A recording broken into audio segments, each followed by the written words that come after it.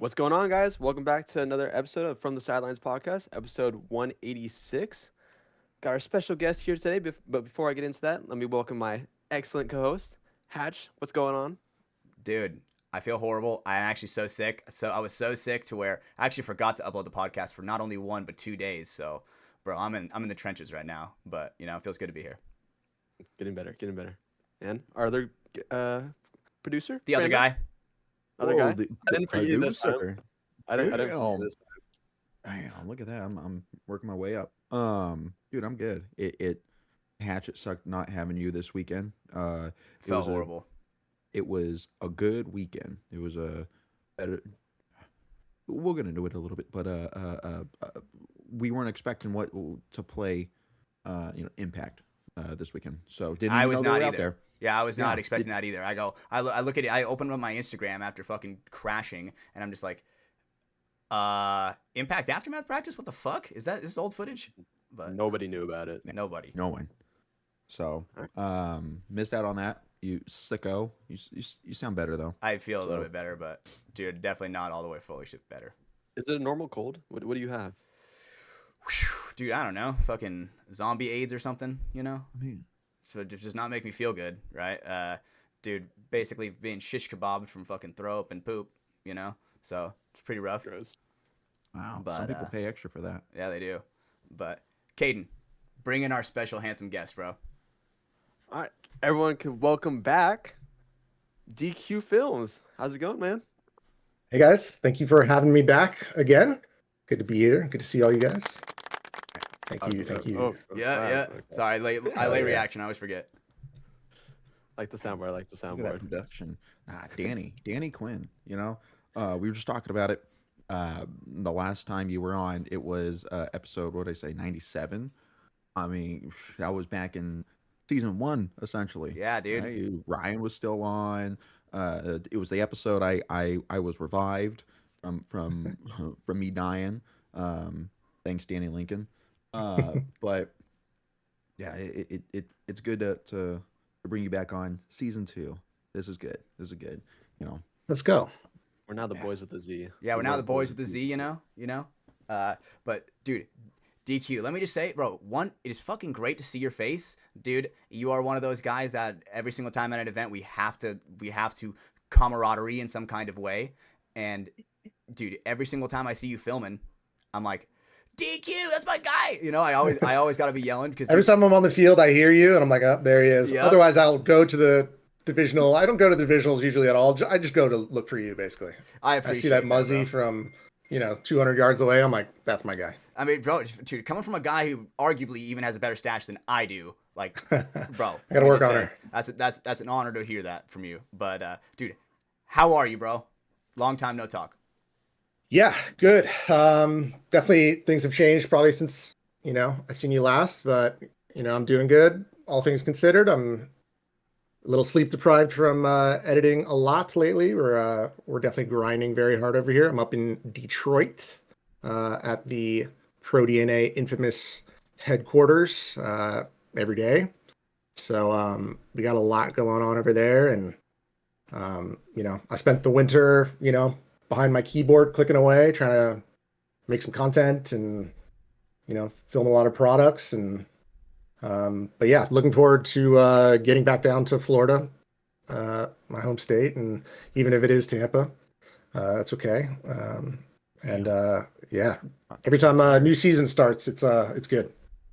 Is there Nice. hatred to Tampa? Do people A not like little banter. I'm an East Coast Broward County guy, and there's a little, we're better. So- It's like I feel North that. South SoCal. Yeah. So, living in Florida your whole life and finally relocating up north to fucking Detroit. Isn't that where, like, the Mhm. air hurts your face when in the winter? Isn't that where that territory? Yeah, how is that? How the cold right now? The winter. Yeah, it was I got here in like January last year, so I got a little bit of it, but this year was like pretty gnarly, and it's definitely big difference. It's freezing every morning, and I can barely drive my car. I didn't crash at all, but like I definitely had some days where like I needed, I got this little rear wheel drive sports car, and it does not do snow. So Mhm. yeah, Made it through mostly, but it's been a massive change for me. So. You had to worry about alligators, not snow bumps. You know what I'm saying?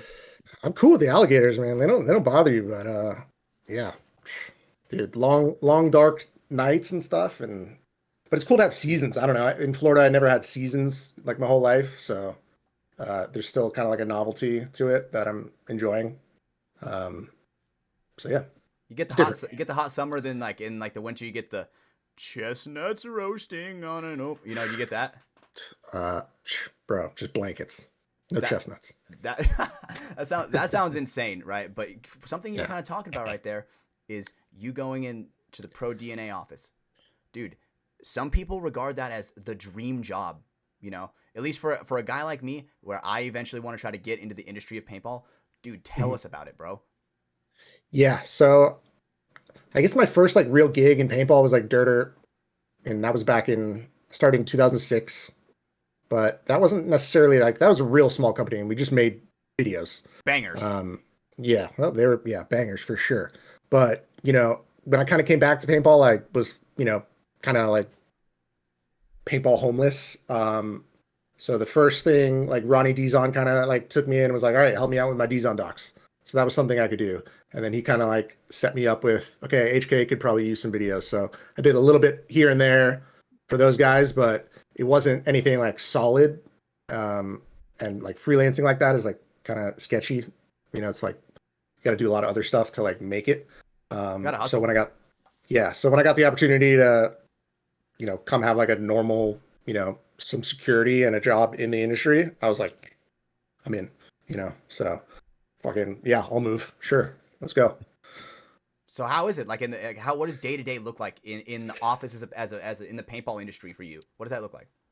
Yeah. So I rock up, it's, we do normal 9 to 5 hours, but, I get there and, like big skyscraper, like 50th floor office, deep in the depths of Detroit, warehouse, there's, broken windows, that kind of thing. Yeah. Okay. So, Hell yeah. Yeah. So we rock up there. Travis Levansky, he's the owner, so he's got his office. I got my own fucking sweet office. I've never had my own office before.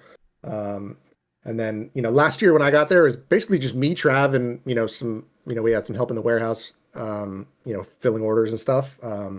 This year we got Callie Rudolph, Kevin. He moved up from Arkansas, so now he's full-time in there with us. Awesome.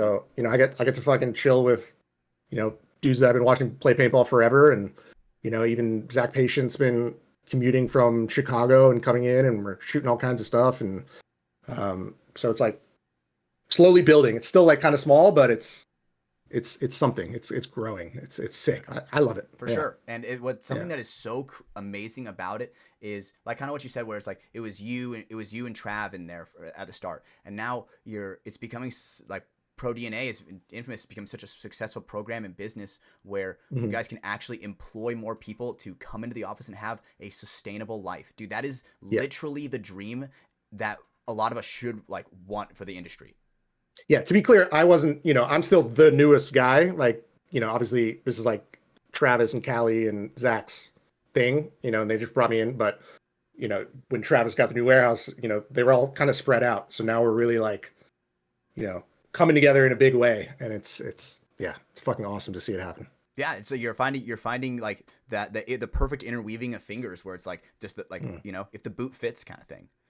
Yeah. That's amazing. So what do you work on a normal day to day? Is it all media? Do you ever go down to the warehouse, bust your back out a little bit, put a back brace on? A little bit. Yeah. Drive a forklift every now and then. If they let me, no one's looking, I'll, do some donuts on the forklift. Michael Scott style. But, yeah, it's connected. It's like office, like warehouse thing. It's all like right there. And, for me, it's Travis makes so many products, and like the big part of bringing me in was like, they needed more, marketing presence. So like, that's kind of like the bulk of my day to day is like, I don't know, a shipment of new packs or gloves or, these things, or he makes everything, so cleats and pods, and there's always stuff showing up. The playing hoodies are a huge hit, and so stuff, we have like a good little studio space that we can just shoot stuff, and so there's like a lot of photos. 20 regs from Powerhouse showed up, let's get those online. We're like moving all the time, and so that's like the most of it. what I like to do obviously is make paintball videos and tell stories. So I kind of like have to like find the balance. Like when I have time, I can go make some paintball stuff or make some reels for our Instagram. But it's definitely like at least 60-40, 60 being the, marketing and, building our brand. Mm-hmm. Do you know that there's not many paintball companies that make everything, right? And Yeah. it's honestly the everything besides a gun. I think HK is the only other one that has everything, and it's nice to see that there's one more company that's making everything, right? Yeah, we don't have a goggle. I'm not sure what else we're missing, but yeah, our guns that we do, Planet Eclipse guns, they make the best Yeah, guns. you private labels and everything, which Yeah. are amazing. Private milling and everything, like every single CS platform has an Infamous. Well, I mean, the arc anodizing, Ryan Hall, pro player, and he does the sickest anodizing. Oh, dude, didn't both you guys get you guys both done by Arc? Yeah, both these guys have sick guns, and I just have my fucking default black and teal. Yeah, I want to see those. Yeah, Hall does crazy stuff. Let me go get mine. It's in my bag. Go grab it. I'll stretch, bro. I got you. You gotta keep that on hand, bro. It's the off season. You gotta keep it in your hands, bro. That's what I'm saying, right? And but, dude, let me tell you. Tell me about also with the what is it? FNDR. It's like a sister Foundation. Foundation. Yeah. So that's kind of like it's not necessarily. It's like not really a paintball brand. They do. It's a sister company, right? Yeah, it's a sister company. It's had a lot of heated clothing, but we do a lot of other stuff now too. It's kind of like a Detroit, based. We make our shit here and designed here, and Travis wanted to have like a Detroit brand that because paintball market is limited, right? For sure. So if you want to survive, it's good to have other things. So yeah, that's part of my job too, is helping, get that brand ripping, so it's not always just paintball stuff. I got to do a little bit of, general marketing, and plus which I've done in the past for other companies. It can even be used. All that stuff can be used in paintball, right? Maybe not in the playing aspect, but in all of the off the field, everything, like a heated jacket, bro. Do you know how many paintball tournaments I've been to that I, no joke, am shivering on my way to the pits? You know what I'm saying? Right? Like, well, I mean, I don't know if that's ProDNA is our waterproof socks, but Foundation is going to be like a lot of bags this year. We do like some crazy sick like backpacks, and we're shooting them right now at the office. It's a big deal right now. We got a new bag line coming out. Oof. So watch this space. Heard it here first. I'm excited for it. Yeah. You need to pick me up one of those, dude. I got you, bro. Hell yeah, I'm excited. I got you. Come see me at the booth. Hey, you got it, bro. Say less. But another thing I want to talk about, dude, is tell me about this crazy adventure that you've been on with the pro team Infamous. With what is the series? What is the series called technically? What is it? Unlocked. Yeah. Unlocked, right? Unlocked. Infamous Unlocked. Yeah, we were trying to find a name that wasn't already used.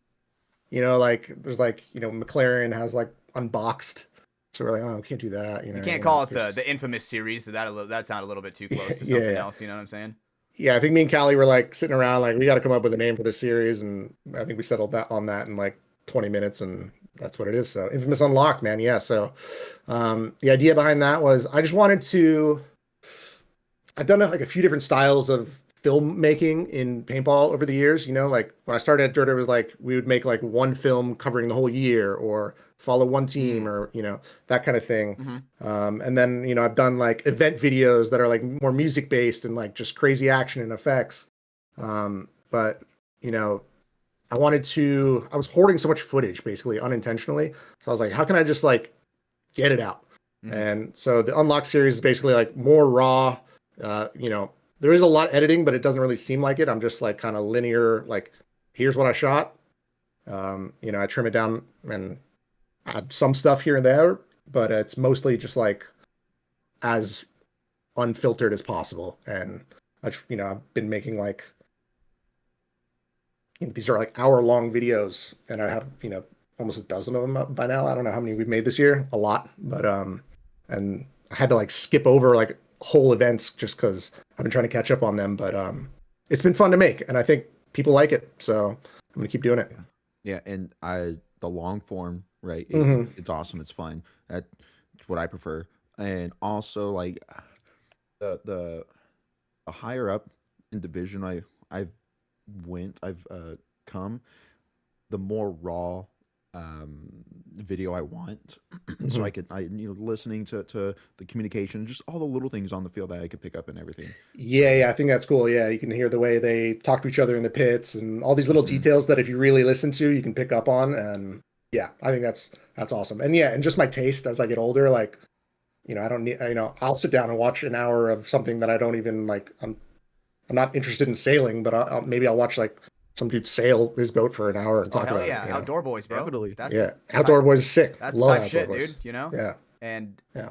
that kind of content is just so good because at least for me when I watch it, say if there's a big argument or like a blow up on the field, right? Like I before we were in here, I was just watching the premiere of the latest episode where you guys were scrimming collision and it got super fucking heated, right? And I'm like, damn, shit's spicy, right? And then so like the way that they were kind of like working it out and everything and the way they were talking, I'm like, I'm gonna put that in my arsenal. I'm gonna put that kind of strategy to diffuse a situation or talk to a teammate in a better tone. I add that to my to the vault. I call my mind, Mhm. you know. And Next time Mike Hinman yells at you to swing on somebody, you're like, I got it. dude, I'm coming at you legs first like a spider monkey, you know, right? Like, and really shows at least to everybody else that really wants to get into the higher divisions what it's actually like and what it actually takes. Yeah, and you probably see that they're like not that far away from you. They talk mostly like you. They're 100%. there's not that many secrets. You're like, oh, he just like me for real. Yeah, Like and it's yeah, it's not that far away from being a D2 D3 team. Everyone, the paintball Not at all. talk is pretty similar, but it's just more refined as it goes up the Hmm. ladder.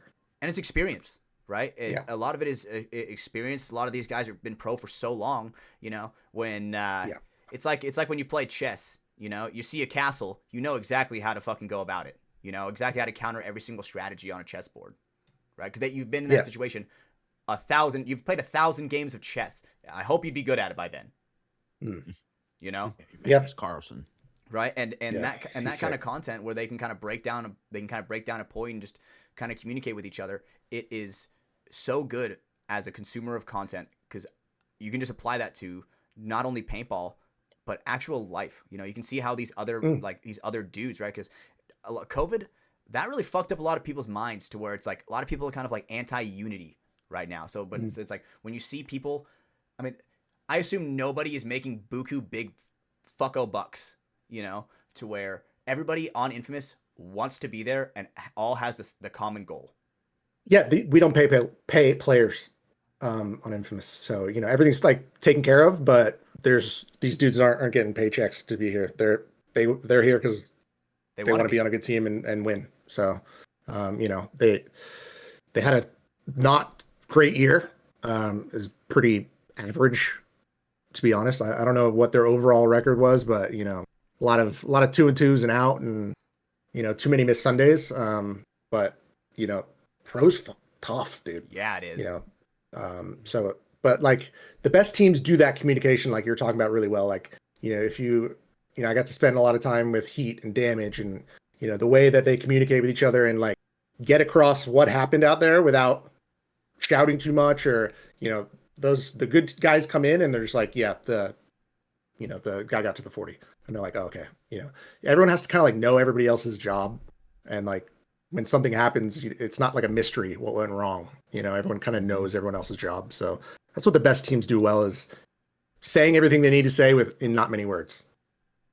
Absolutely. And Yeah. it just seems like they can reinforce it with each other on Infamous, right? Where nobody's like fuck you to the point to where it's like we're actually going to like start beating each other up, but it's like we all want to see each other perform at the absolute highest tier possible. Yeah, I mean, paintball is a high adrenaline heated sport, but I can't really think of like a massive blow up or any like motherfuckerings that were going on. They're pretty like, No friendly you know, fire, you know, no friendly fire. It's no, always yeah, directed towards the other team. that's definitely not their issue. Yeah. That's great, So, right? And I yeah. think the most recent episode that you put up, I didn't get to finish it, right? But I liked it a lot because I mean, if I'm being honest, I see so much of our team in Infamous where it's like, man, like we go fucking 2-2, we miss it by 1 point. It's like, fuck. Well, now we're watching on Sunday. Gay, you know, that's just lame.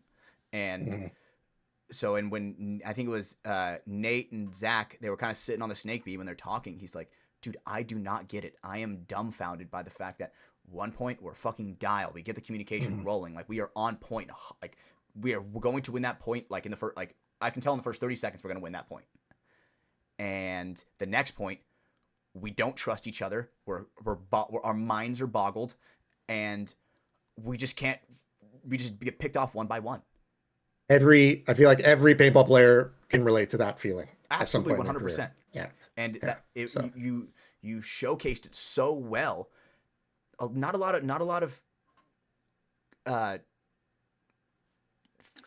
would I say this? Cinematographers have captured that right now, right? Yeah, I think one other one that has been doing that lately. It's like a trust thing. Like I spend so much time around them that they're not like afraid to be themselves, and they trust me that I'm not going to make them look like, you know, that was a choice to leave that in, like Nick getting a little like frustrated, you know, and wearing his emotions on his sleeve. Everything's intentional. You know, I was like, yeah, this stays in because this is real, you know. 100%. So yeah, they trust me to not make them look like idiots, and they're themselves around me, and we're all better for it. Right. And I mean, bro, I'm on a paintball team, so I get it. Dude, the locker room talk, that only builds like a stronger bond between the boys with the Z, you know? And I love how you leave the rawness of those conversations in, because I mean, you know, one part it was funny as fuck, because dude, who does not think farts are, if you don't think farts are funny, bro, I don't fucking trust There's you. a lot of farts at the beginning. You know, dude, yeah. So farts many. are funny. I was like, god damn, dude, because the thing is, like, we have Tim Russell back at practice, like, pretty regularly, I would say, right? Dude, he's fucking funny, dude. I love playing with Tim Russell back whenever we're like jumping on and he's like our fifth or something. He's a great guy, right? One of my favorite people. Oh, dude, like I didn't, you know, I've always seen him around events before I got to know him.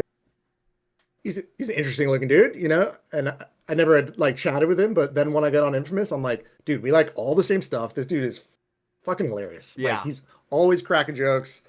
He works hard as fuck, and he's really good at paintball. Like Tim's fucking awesome. Yeah.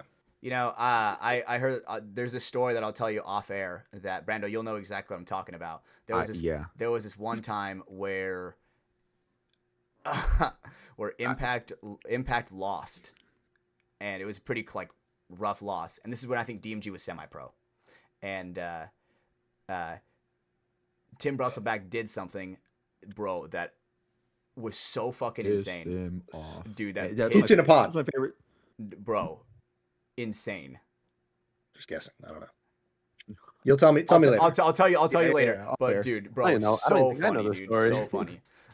But there's so many personalities on Infamous that it's like you know, you're doing one of those fucking sitcoms, you know, it's like, oh, DQ Films, and he's like, oh, hey, didn't see there, hey, you know, it's like, you know, all from Eddie to Sam Zilberg's a character. There's a lot of characters, and I like showing that and pulling that out of people, and yeah, that's what I'm saying. Like where I need them to be themselves around me. So that's and getting that trust, and people get comfortable, and that's when they come. That shines. The full buy-in is genuinely so tough for that, because when people are standing there and all of a sudden, my boy Danny Quinn coming around with a fucking 200K fucking big rig coming at you, pointed right at your fucking face. You know, some people are like side-eyeing, like just weird in front of the camera. I get weird when I see a camera. I'm like, oh, you know, but yeah, so it's definitely like a bit of a skill. Like I know when to put it away, and I know when to, like, you know. Absolutely. So is it just time? Is it just time around you with the camera that you build that trust with them? Yeah, I think so. Because like I'm super embedded. You know, I travel with them. You know, I stay with them at the hotels. So that's kind of like what makes it, I think, work. Mm-hmm. You know, and I've had that on other teams. Like I spent a lot of time with Heat. So they were all cool with me. I've known those guys for years. They would be themselves around me. But yeah, it's definitely it's time and trust. Yeah, definitely. Yeah, and it comes through. Really quick. So oh yeah. So technically, this is my wife's. It's a Prism. Damn. And like it just doesn't pick it up very well. But like as you move it's green, and then Mhm. as you turn it, it turns a little more blue and And purple, dude. The and purple is like it, shimmering. yeah, So I picture the Minecraft camera Ryan diamonds Hall. look like. it's beautiful, It's dude. like a little yellow on the tip. That's sick. Yep, and I she got has both. a freak tip That's too. fade. Yes, I love a good fade. Well, I don't know if you can see it. The katana on the back. Oh my Mhm. god, You hell know? yeah, These guys got Dude, love it. sick ass guns. Or sorry, Shout markers. out Arc, You know, Arc Yeah, anodizing. Ryan Hall does Dude, does this great is work. I don't know how amazing. many employees he has or how truly hands on he is, but dude, whatever the fuck, he is running a strong business over there. Dude, go give that Yeah, guy I some. want to get in there and see his process. I don't know how like secretive it is, but I was like, Oh, dude, I got to dude. get in here and like see what's going on. Do a Yeah. little how it's made, a little how it's made Oh action. my dude, I love how it's made were we videos. not Right? just talking about We that were. like last week? Really? We were talking about Wow. I think our cool guy of the fucking week was like some guy who does like how it's made style videos. Mhm. And so we were like, "Oh man, remember how it's made?" And we're singing the theme song and everything where it's like the microchips being like built, or I don't even know, a boat being built from scratch, out of Dude, nowhere. we could probably AI that guy's voiceover too. Oh my god, dude. Oh my god, All right. Pro DNA is coming out with so much Dude, fucking we're on fire it. shit. All right. You know? Like we're getting ideas right here. Oh boys. yeah, dude. This is good. We're not recording a podcast. It's a brainstorming session live. It's great. We're on Business the way, talk. all. But I remember there were times maybe about a year ago where Danny, you and me were like, it was like, bro, I couldn't even imagine how late it was for you. But for me, it was like 1, 2 o'clock in the morning, and we're just like playing Minecraft, and we're just like, we were just like talk. I don't know how familiar you were with Minecraft, but we were just like, Not really. we were just building a fucking house, just talking shop on like what paintball is, like what we think it's gonna turn into, right? So I remember some of those thoughts, right? So, and this is a question that I asked you a long time ago. I don't know if you remember it, but I do want to ask you it again, live on the pod. Okay. What would young DQ, looking at old DQ now, what would you tell him as an older man talking to your younger self, or even giving it advice to a younger person that's wanting to kind of step into your kind of shoes? Well, I'm not that old, first of all, but Settle down. Yeah, hatch. Hey, Rude. dude, I'm a geezer too, dude. I mean, when I was young, like, I started making paintball videos when I was like a teenager. And that's all I wanted to do. So I think if younger me saw me now, he'd be ripping it. I'm probably not as like traditionally accomplished as like I would hope to be at like mid. I'm almost mid 30s now, so I don't have like I don't have any icon awards on the shelf. But I think I'm happy doing what I'm doing right now. I'm not like fucking killing it, but I'm in a good place. I'm doing what I like. I'm creating stuff.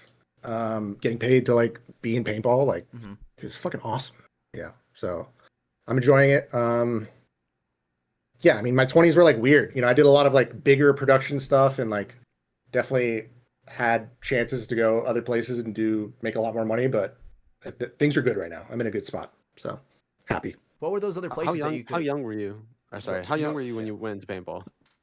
Like 15, maybe 14, 15. Okay. Yeah. So I started playing in like 2004 and then, got into maybe even 2013 or 2003 maybe. But yeah, first World Cup I think I played was in 2005 or 4, I can't remember. But yeah, then I remember working for DerDer in 2006. So yeah, it's about 20 years now of being on the pro field. So almost started when I was born. Yeah. Damn. All right, yeah. He's Caden. like, oh, I'm not that old. Then this guy fucking says that. Reality check. Yeah, chill out. Unk. Damn, dude. But Got dude, me. what are some of those places that you could have possibly went, and why were you like? I mean, I I'm was gonna in stick with paintball? Miami. There was like a lot of opportunity. I worked at there's a club in Miami called 11. It's pretty popular. I did that for like a few years of like being one of their camera guys. So like I would like start work at like 2 a.m. and go to 7 a.m. and there was a lot of like I worked in like a lot of like the club scene, EDM scene, and there's a lot of like festival gigs and all this all this like really fun stuff, but it's definitely maybe not great for your health. And but I had like a lot of fun. But maybe I like making paintball videos. I like telling these stories. I love this sport. So when I kind of like wanted to chill out a little bit, it was the perfect thing to come back to. And yeah, I don't know what else I would rather be doing right now, to be honest. I don't have like mega aspirations. I don't want to like be a Hollywood TV director, or I'm not trying to run the world. I'm pretty like okay with making cool shit and being financially secure, and I don't know, maybe like start a family someday or something like that. But yeah, I don't have like dreams that are like super lofty. I want to just make cool shit and go see you guys at events and catch up and do it again. Right? And you don't want to be a Hollywood producer guy, because then you turn into a fucking pedophile, because that seems to be like the fucking main go, right? So let me just say, DQ, bro, you are making movies. The movie is shifting so hard to where, dude, you will see. I've seen higher production YouTube videos than the fucking most recent Marvel movie. You know what I'm saying, right? It is a Papa Meat. Right? It's a completely different art form, and it seems like art is shifting to where you don't need a 50-man fucking crew to film one fucking scene. Go out and do it yourself. Yeah, it's more accessible now than ever, which is cool. It definitely wasn't that easy when I got started, and like I didn't have any when I first started, I had no help, and I didn't know what I was doing at all, and I was like, recording on these little DV tapes and had to put it in like Windows Movie Maker on, a shitty PC, and it sucked like to try and make videos like then, but now you can get in and dude, get after it. So what was that one camera that we were just talking about with Parker? That also took tapes, right? Yes, it did. Okay, there's the name of this camera, and I'm curious if you've ever worked with something like that, because I'm pretty that takes the same kind of tapes, right, Brando? I had a Sony VX 2000. Is that it? That sounds kind of like it. 1000. 1000. It was a 1000. There's like a Canon version was like a GL or something, like Canon GL. So yeah, I need a Sony VX 1000 camera. Yeah. Okay, yeah, I had a Sony VX 2000. Okay, we just had a guy, Parker Boyz. I don't know if you're familiar with him, Parker 1K on Instagram. Great photographer, great media guy. He's got one of these cams. He has a. What do you say? He had 20 of them, but then it's like they just all like broke. He's down to one last one. He's given a couple out. Yeah. The way how we even brought that up is he has a tattoo on his forearm, and I was like, "What a tattoo is that?" And he's like, "It's a fucking Sony VX fucking 1000." Damn, that's a sick idea. So I have all these old, I have like a crate of all these old tapes that I used to shoot on, So I have like a box of like vintage paintball footage that's just sitting in my office. And I'm like, well, actually, I do have a camera that I need to figure out how to digitize. I forgot how. It's like lost knowledge, I need to like consult an Oracle to figure out how to like digitize these old tapes. You need like 18 connectors to get it into a computer. Dude, Infamous AI, it's possible. Bro. Once I have a moment, I'm gonna like start busting out all this old stuff, and you'd probably be surprised how many players still play. A little baby mouse out there, and Marcelo, like first year on Iron Man. I was shooting those guys tapes back then. Dude, let me tell you, that collection of tapes is some gas on there, dude. Seriously worth like. That is what rich is, at least in my opinion. Having like that kind of like documentation of the greatest era of paintball that's ever been played. Right? Facts, dude. Yeah. So I promise I'll get that out. Holy one day, dude. Oh my god, dude. Whenever start uploading raw stuff. Whenever you get something quick, I want to see some of it, dude. Before you ever upload it or anything, dude, I just want to get a quick peek at it. That's all I'm asking. Old Oliver Lang on Iron Man, like people that are not with us anymore. A Jason Towley, Caliph, and a Tim Montresor on tape. I got it. Ashton Johnson, dude, so many people. Some of that stuff you can probably get over to Dan and get in the not the Iron, the Iron Kids, right? That's coming out or something. Oh yeah, Napoli. Yeah, I mean he probably knows. He could probably help me out digitizing it. To be honest, yeah, I know Dan pretty well. So yeah, if anyone listening wants to get in contact and hold my hand on digitizing old footage, let's do it. Yeah. So you have all those tapes, but do you still have the VX 2000 at all, or No, that I any do old? not have, but Mhm. someone gave me recently. I won't say who, but an old Canon that I think will work. I just need to figure out all the connections and Mhm. do it. It's sitting like right next to me in my office. I look at it every day. Um, so yeah, I just need to get it going. What do you think of Yeah. when you look at it? What is the first thought that comes to your mind when you look at that? I don't know why the fuck I'm What's so on excited. there? What is on there? I used to like write on it. There'd be little stickers, and it would be like, all right, PSP Phoenix 2008 or something. Holy shit. And then after that, I don't know. It's all been digitized at one point, but on hard drives that I don't have or whatever. But a lot of the tapes I tried to keep. I probably don't have half of them, but there's some gold in there that I don't know what to do with it. Put it up online on my YouTube channel or something. Just Dude, you there you gotta go. make like multiple copies of it and have like a vault, you know? Yeah, Vault. I don't know. I don't really like need to monetize it. It'd be cool, maybe like I don't know. It'd be cool to see like other people remix it, like modern day kids like take my ancient footage and like make like a fucking Gen Ooh. Alpha ADD edit Oh to it or my Oh, something. hell yeah, dude. The god. DQ files, you know? Oh god. Like, EQ the files. DQ files. Holy shit, dude. Let me just say, Mm. I'm actually like salivating, like just thinking of like that footage, like, cause that was what I grew up on, right? Like, my favorite DerDer. Okay, dude, bro, this might actually go full circle right here. Did you work on the movie Bring Out Your Dead? I think so. Yeah, Holy yeah. fucking I would have to shit, look at dude. the credits at the end, but I remember that one. Yeah, I have that that. was That was like one of my very first like paintball DVDs that I still I have. don't It's know where it's in my my it's in my room. So, dude, next time I see you, bro, I gotta get you to fucking sign that shit. I got a crate of DVDs over here. Actually, I might have some of the tapes in here too. Damn. What a But yeah, crazy like full circle moment, dude. Because it's like, if I'm being honest, dude, your footage inspired me so much, genuinely, dude, thanks, right? man. Especially because I know you worked on the Reckoning series, right? Yeah, I think I started that. The first one I did was Heat. Um, Bro, yeah, and then Kukuza joined in as well, and he kind of like ran with it, I was just and watching the then Reckoning Arthur series. joined as well. So I love that yeah, one Todd Martinez clip where it's like, "Stop filming me, Kakuza." I love that clip. That's such a good one. But Todd's always got good one-liners. you know, dude, if I'm being honest, I don't think dude, I've been such a big fan of Kakuza. I'd love to get him on here sometime. But Yeah, you should. Yeah, dude, I don't even know like what his face looks like because I don't think I've ever even seen him without a mask.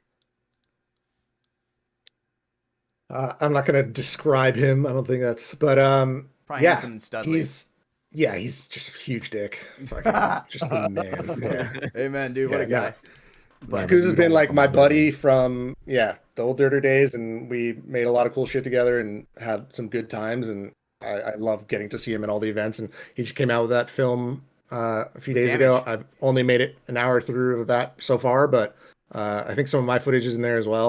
I just helped out with filling in some gaps with him. So, but from what I saw, it's Dude, fucking top notch. so So good. Like, and that's what I'm Yeah. yeah, talking about. You don't need a Hollywood production set to make a movie. no, Go dude, out and it's do like it. Find one something you're dude passionate like about and chilling do in it. Costa Rica, just making a incredible film that it's such a like a passion project because it's not like only people that are going to watch this are for the most part paintball players, but um yeah, the amount of effort, like I know how much time and effort went into that, and Bro, it's incredible. Kuku's super dedicated to his craft, and he just keeps getting better and better. especially with how short the time was from World Cup. Mhm. Bro, very, very short. That is a fast turnaround time. That is like what, less than 3 months? Yeah, I mean, I would assume he was been like working on it throughout the year, but I don't, But getting still, the that. World Cup part, bro, that was top notch, It was an high hour, quality. just World Cup. Yeah, exactly. Okay, incredible. Yeah, Right? And I just think he's a that machine. we have so many great media guys in the sport of Yeah. paintball, right? And Hmm. that, I guess, kind of rounding it back to Infamous Unlocked, there's not very many people that can capture moments like that. But dude, you are one of them. Genuinely. Yeah, thanks, man. I mean, yeah, it's still, it's not as like super polished but I just don't have the ability to make one film a year. I have to like make a lot of like stuff. So that's just kind of like the solution I'm on right now. And it doesn't require a ton of like creative power in my brain to like make because it's just so linear. Mm-hmm. And it's just like, all right, trim the fat and here's what I got. And it works because people like to see that. Yeah. So right. I don't know what it must have been COVID fucking killing people's attention spans where people just love that 2-second fucking scroll, 2-second scroll to where it's like sitting down, at least sometimes for me, sitting down and watching something, unless I'm incredibly interested in it, it's kind of hard for me. Right.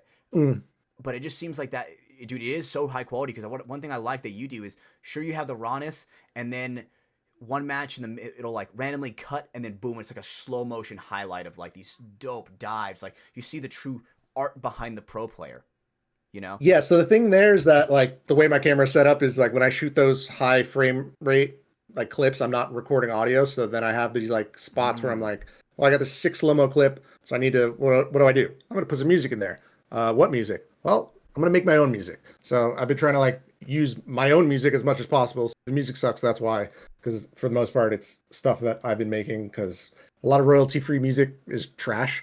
So Facts. A few years ago, I was like, dude, I'm going to like try and make my own because like I feel like I have good taste.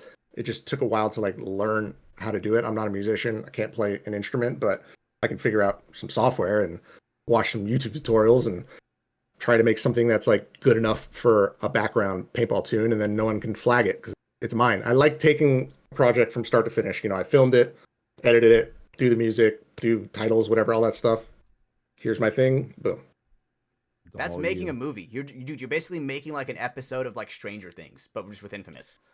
You know, like maybe I wouldn't go that far, but yeah, it is incredibly high quality content that is.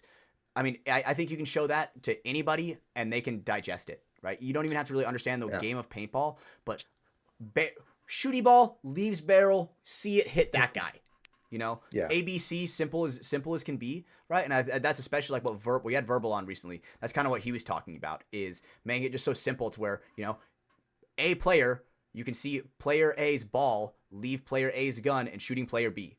And that is like one of the most satisfying things about it because we're trying to go away from this bullshit where a guy loads a pod, misses the entire thing, boom, 1,000,000 views. That's how paintball shows up. That's not paintball.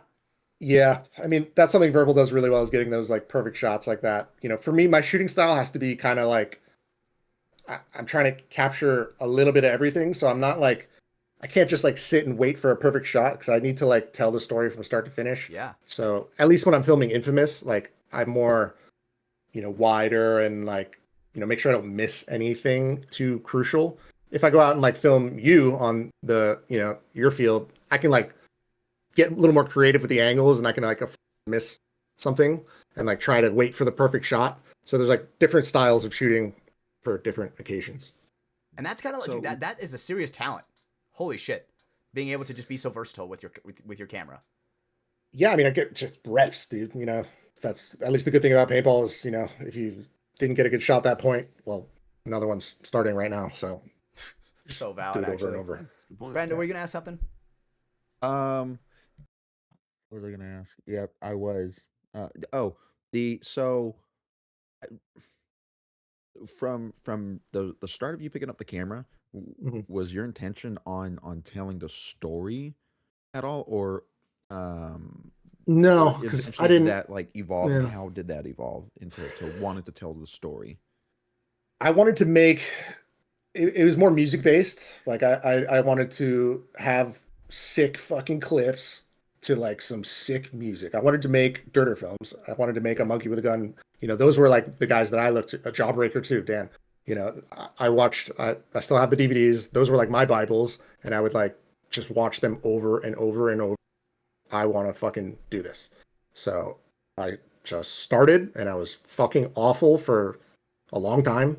And then eventually, like DerDer Rock kind of like took me in and like taught me a lot. And then that's kind of like where I started learning storytelling. It's like I never went to like film school or any of this other stuff. And YouTube wasn't really a thing back then. You couldn't like just YouTube tutorial anything. You just had to like suck at something for like a while. And just hopefully someone teaches you some shit along the way. I didn't know how to white balance my camera like first time I was on the pro field. I didn't know anything what I was doing, but I just did. How old were you when you went on the pro field for the first time?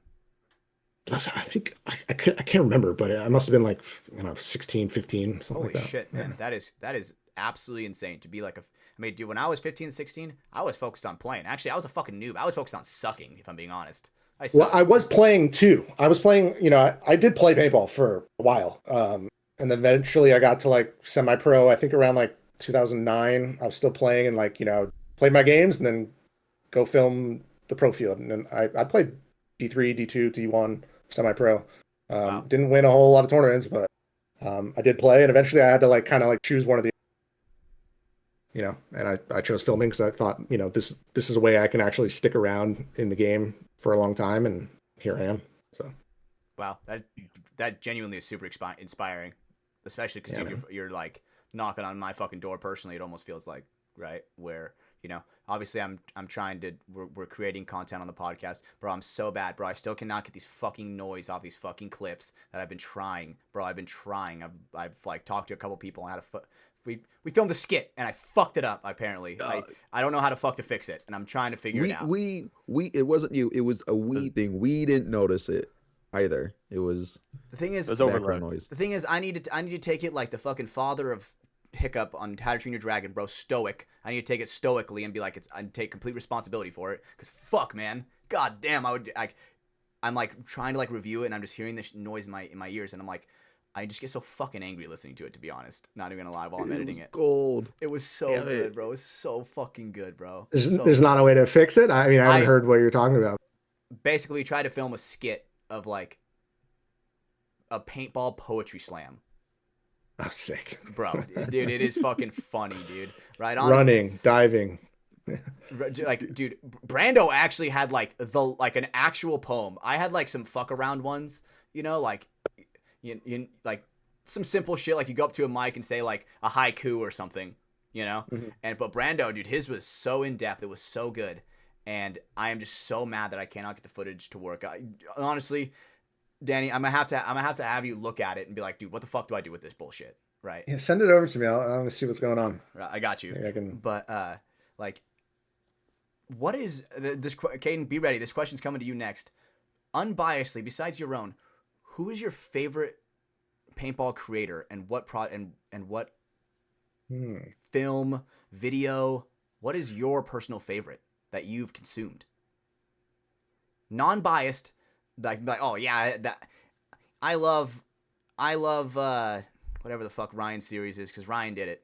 Obviously that is me, but it is.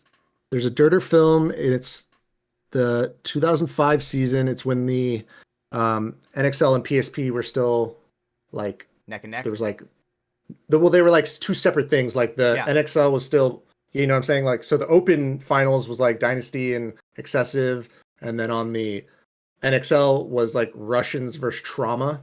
And like that end section of that film is like fucking so sick. Like Trauma beating the Russians was like, impossible. So the Russians were insane. So yeah, that whole section and like the Excessive Dynasty going back and forth, good year. I can't remember if that's Free Agent or what film that is. Riot, maybe? No, it's not Running Riot. No? Okay. I probably have it sitting over here. I have a whole box of my DVDs. I gotta look through them, but so yeah, like Rob Estamendi, DerDer, was huge. Like Serial Killers, was like gas. I like Jawbreaker 4, I think. And then as far as the modern guys go, Stealth Media is a cool guy. Dylan Filmus, man, Enrique. I like all their stuff. So I try to like take bits and bobs. Like when I was coming up, like making like my DQ Films videos, like Stealth Media was killing it on the West Coast. That dude, like the Soldier Boy edit, like Rainy on Aftermath, fire, crazy. So good. So and I got to like meet him like recently. Like we never like met before, but he came back to paintball and he like hit me up and he's like, "Oh, dude, you're still here." And so yeah, now we're buds. So Nick Champion, fucking man. Yeah, every time I see him post on his story, I just like send him a DM and I'm just like, bro, big fan. Yeah. You know, Yeah, he's sick. like, Nice guy. So. especially because he kind of came back to paintball after a while, right? Yeah, that's what I'm saying. Just recently, like last Really year, I recent. think. Yeah. I think we actually talked about him like the second to last episode with Ryan, right? And we were kind of talking about him like making a comeback and everything, and just because I think he made like a video that was like out of nowhere, like no like real hype to it, but it was just a fucking banger. I don't remember exactly what it was, but bro, Yeah, such he a was like good next level. cinematographer. I was like, it was, yes, his cinematography was crazy, like way better than he like pushed me to get better because I was like, we weren't competing, but it was like kind of a little bit, right? Like as far as like the PB Nation like homemade kind of like video scene, it was like him and me were like probably the two like, dudes. Like me doing the Vipers thing and him doing his like West Coast stuff was, I mean, his shit was so fucking good. I was like, damn. I need to step it up, bro. This kid's crazy. So, right? And that's a good kind of like camaraderie competition, right? Sure, Brando 100%. and Caden are my teammates, but do I want to be better than them? 100%. Right? Like we did like a drill. We were kind of like running a circuit, like a snap shooting moving drill, like form like and to exhaustion, right? And I mean, it got to the point where we were kind of like talking shit to each other. We're like, hey, like beat that one, like I just hit all 3 targets in a row with no error. I hit my hip slide perfectly, It's like try to beat that one, and then you try to go out there and try to do the rep even better, and and every time the more and more you do it, the more and more tired you get to where it's like, oh shit, like now I really got to work on my form because fatigue's not going to be setting in yet. Like I'm not going to let fatigue set in because I'm not going to let that motherfucker beat me. Yeah. High score style. Push each other. Right. And Caden, that question's coming around into you. You're a little bit on that younger side because DQ has got into paintball when you were in diapers. What is your favorite like paintball video movie? Like what? Yeah, put me on. Yeah, I want to know. Well, I don't know if I can put something specific, but I remember when I was like freshly 16 getting into paintball, I was really big into like the HK event videos because I was like, oh, these music videos are fucking sick. Like, that's gonna be me one day. Yeah. Hell yeah. It'd always be those like growing up. But I mean, obviously right now it's kind of just like I just like watching raw paintball. So whether it's like just posted from the NXL's YouTube or Solus's like raw videos, those are always fun to watch. I love that. It's like ASMR to me. There's gonna be a time where, bro, I'm too old and elderly to go to the paintball field, so I'm just gonna put on some videos and just hear, the loading of a bag into a pod. We get you a walker and get you out there, bro. We can have a geriatric league. You know what I'm saying? I remember get tank treads. One of the first like paintball media guys that I actually like started like looking at was Verbal, because I remember the first WC I ever went to, he was there. He like started recording us and like taking photos.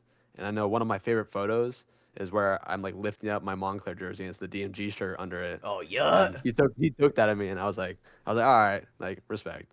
So fucking fire. Yeah, Verbal's the man. He's done so much for growing the sport, basically exposing it to more people. I think is like his main contribution as far as just like the views and how he's reached such a larger audience that I've never I've been doing it way longer and haven't even close to number of like views and exposure that he's put out there. So yeah, shout out Verbal, fucking man. Verbal is the fucking man. And the thing is that's just so great about the paintball community and the media community is everybody has their own little style that truly is great.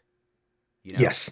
Right? Like like if you really want like a lot of emotion behind a photo, dude, like Shelda and ARG, like those are the guys that capture the most emotion behind photos, right? When you want the fucking sickest slow-mo clips possible of like a guy fucking diving into the snake for fucking rundown, like fucking Zach Patient catching 20 back shots to the back, fucking DQ's got it for you, you know what I'm saying? Right? Like Enrique's on those too, bro. He was on getting that crazy slow-mo shit. Yeah. Right? Everybody. Yeah, the media landscape is sick right now. Like and like I'm trying to like learn little bits and pieces from everybody else too. Like, Dylan filmed it, is like another kid I got to work with quite a bit, and I love him. Guy.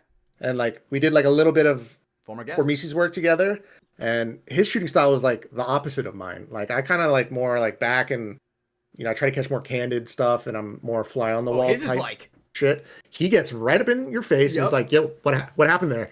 And like he'll get good answers from people, like kind of this quick Andrew Callahan Channel 5 just give you a quick one-liner question, and sometimes people they'll go and just chat and talk, and they'll get crazy. So I try to like bite that a little bit, when I'm like doing these, infamous stuff where I'm like, all right, tell me what happened, and people will talk. So Yeah. shout out Dylan too. He gave me a great tip when it came to filming content. He's like, dude, don't turn the camera off. Keep it rolling. Trim down the fat. Kind of like what you were saying earlier, right? Have a long slate to work with, and then just chop off the fat, and you're going to make something great. And I was like, oof, wow, And dude, he is a former guest of ours, and every single time I see him at an event, like he's one of those guys that I always got to give a hug, because whenever I see him working, dude, he is darting back and forth, zipping, like, bro. I'm like, slow down. Exactly, making me look bad. Because it's like he's the kind of guy where don't get in his way. He is going to he is working on a project basically single-handedly. It's not like there's like a ton of other dudes that are like, hey, give me all your footage, I'm gonna make something. It is usually his perspective on what he's filming with his camera. Yeah, I love the way he works. I love his style, and I love him as a person. When he's not doing his the sneaky bad lip readings. Oh, those yeah. are actually hilarious too. I love those. But everything he makes is straight gas, and I just love him. Absolutely. Caden, what was your favorite film again? Just verbal? Oh, I grew up with the HK event videos. Those are like my favorite. Cassidy. When I was getting into it. Cassidy made some bangers, dude. Yeah, like, he's one of the goats for sure. And the fact that he's coming back to paintball, dude, like play the game, whoo, man, that is fucking awesome, dude. Damn, dude, paintball has that thing, dude. It just pulls people back in, bro. I don't know what. Yeah, whatever he does is gonna be gold, So. I think it's got to be the type 2 fun, bro. It's got to be the suffering together, where it's like, and then just creating something great. Yeah, I mean, paintball's like real and raw, and it's it's like life. So. Right. We talked about last episode that it was the quote unquote violence that brought teammates super close together, where other sports don't really have that. For sure, right? I mean, I grew up playing hockey, and there's like a little bit of it there, but it's still not. Paintball's different. It's still a little more edgy. Like, it's a struggle just to get to events. Sometimes the budgets are tight, and like, how many times have you had to like, share a bed or sleep on a floor, or making it to practice far away, like. People struggle for paintball. How many times have you realistically had to sit on another man's lap to fit in a fucking car to go to practice from an airport? You know what I'm saying? Hatch, you remember World Cup? I slept on a baby's crib mattress. Yeah, I do remember that, dude. Our fucking Airbnb, like, we had the refugee. I don't know how somehow we always get stuck with it. I think it's because I'm in there. Right? I'm in there, and I'm just like I'm like the orchestra leader with all the fucking unresponsible ones of the team, because I'm the fucking king unresponsible, right? So I get the the rights of the refugee room, and there was one room with a crib in it, and we're like, well, we're not fucking bubble blowing babies, so take the fucking mattress out, stick it on the ground, and we're all sleeping together on the ground, dude. It's like it's that trauma bond of, I mean, obviously we're not in a foxhole, going to war, but like, right. But it's a close fifth, I guess. You could have stayed home and played video games, but no, you're out here fucking doing it. Exactly. Yeah. And don't get me wrong, there are times where I'm like, man, I could be like when the Elden Ring DLC dropped and the fucking event was right there, bro, I was honestly fucking pissed. I was like, when's the next flight? No, dude, we fucking lost. I go, bro, I could have actually been playing fucking Elden Ring right now, bro. I actually said that after we lost. Like, I'm gearing down, I'm fucking pissed. And I'm like, man, like, at least Elden Ring's waiting for me when I get back, instead of this L. Right? She'll never leave me. Dude, she will not. It's the friends you make and the memories you make at all these events. Like, I think Sam Silberg maybe asked me, he's like, why do you do this? Like, why are you here?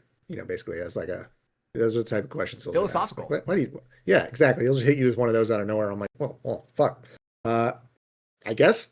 I mean, I like it, but really, because like the friends, like I get to like have these little friend reunions 5 times a year or whatever, and I see guys like you. We weren't friends 4 years ago, whatever, and now every time I see you, I'm like, dude, what's up? It's fucking awesome. Literally, right? And I get that, times 1,000 every event, and I think that's, I have friends for life from this game. Dudes that don't play anymore, people that still play. Paintball's sick. I mean, look at what you've done with paintball to where you've landed where you have right now with PRODNA. yeah, I get to do exactly what I want to do, and just because I kind of stuck to it for long enough that it paid off, I guess. So, and I'm not done yet. We still want to make some cool shit. So Yeah, and we ball. and so one question I wanted to ask you about Infamous Unlocked. What is your favorite moment that you've captured, but you're not really gonna post? Hmm.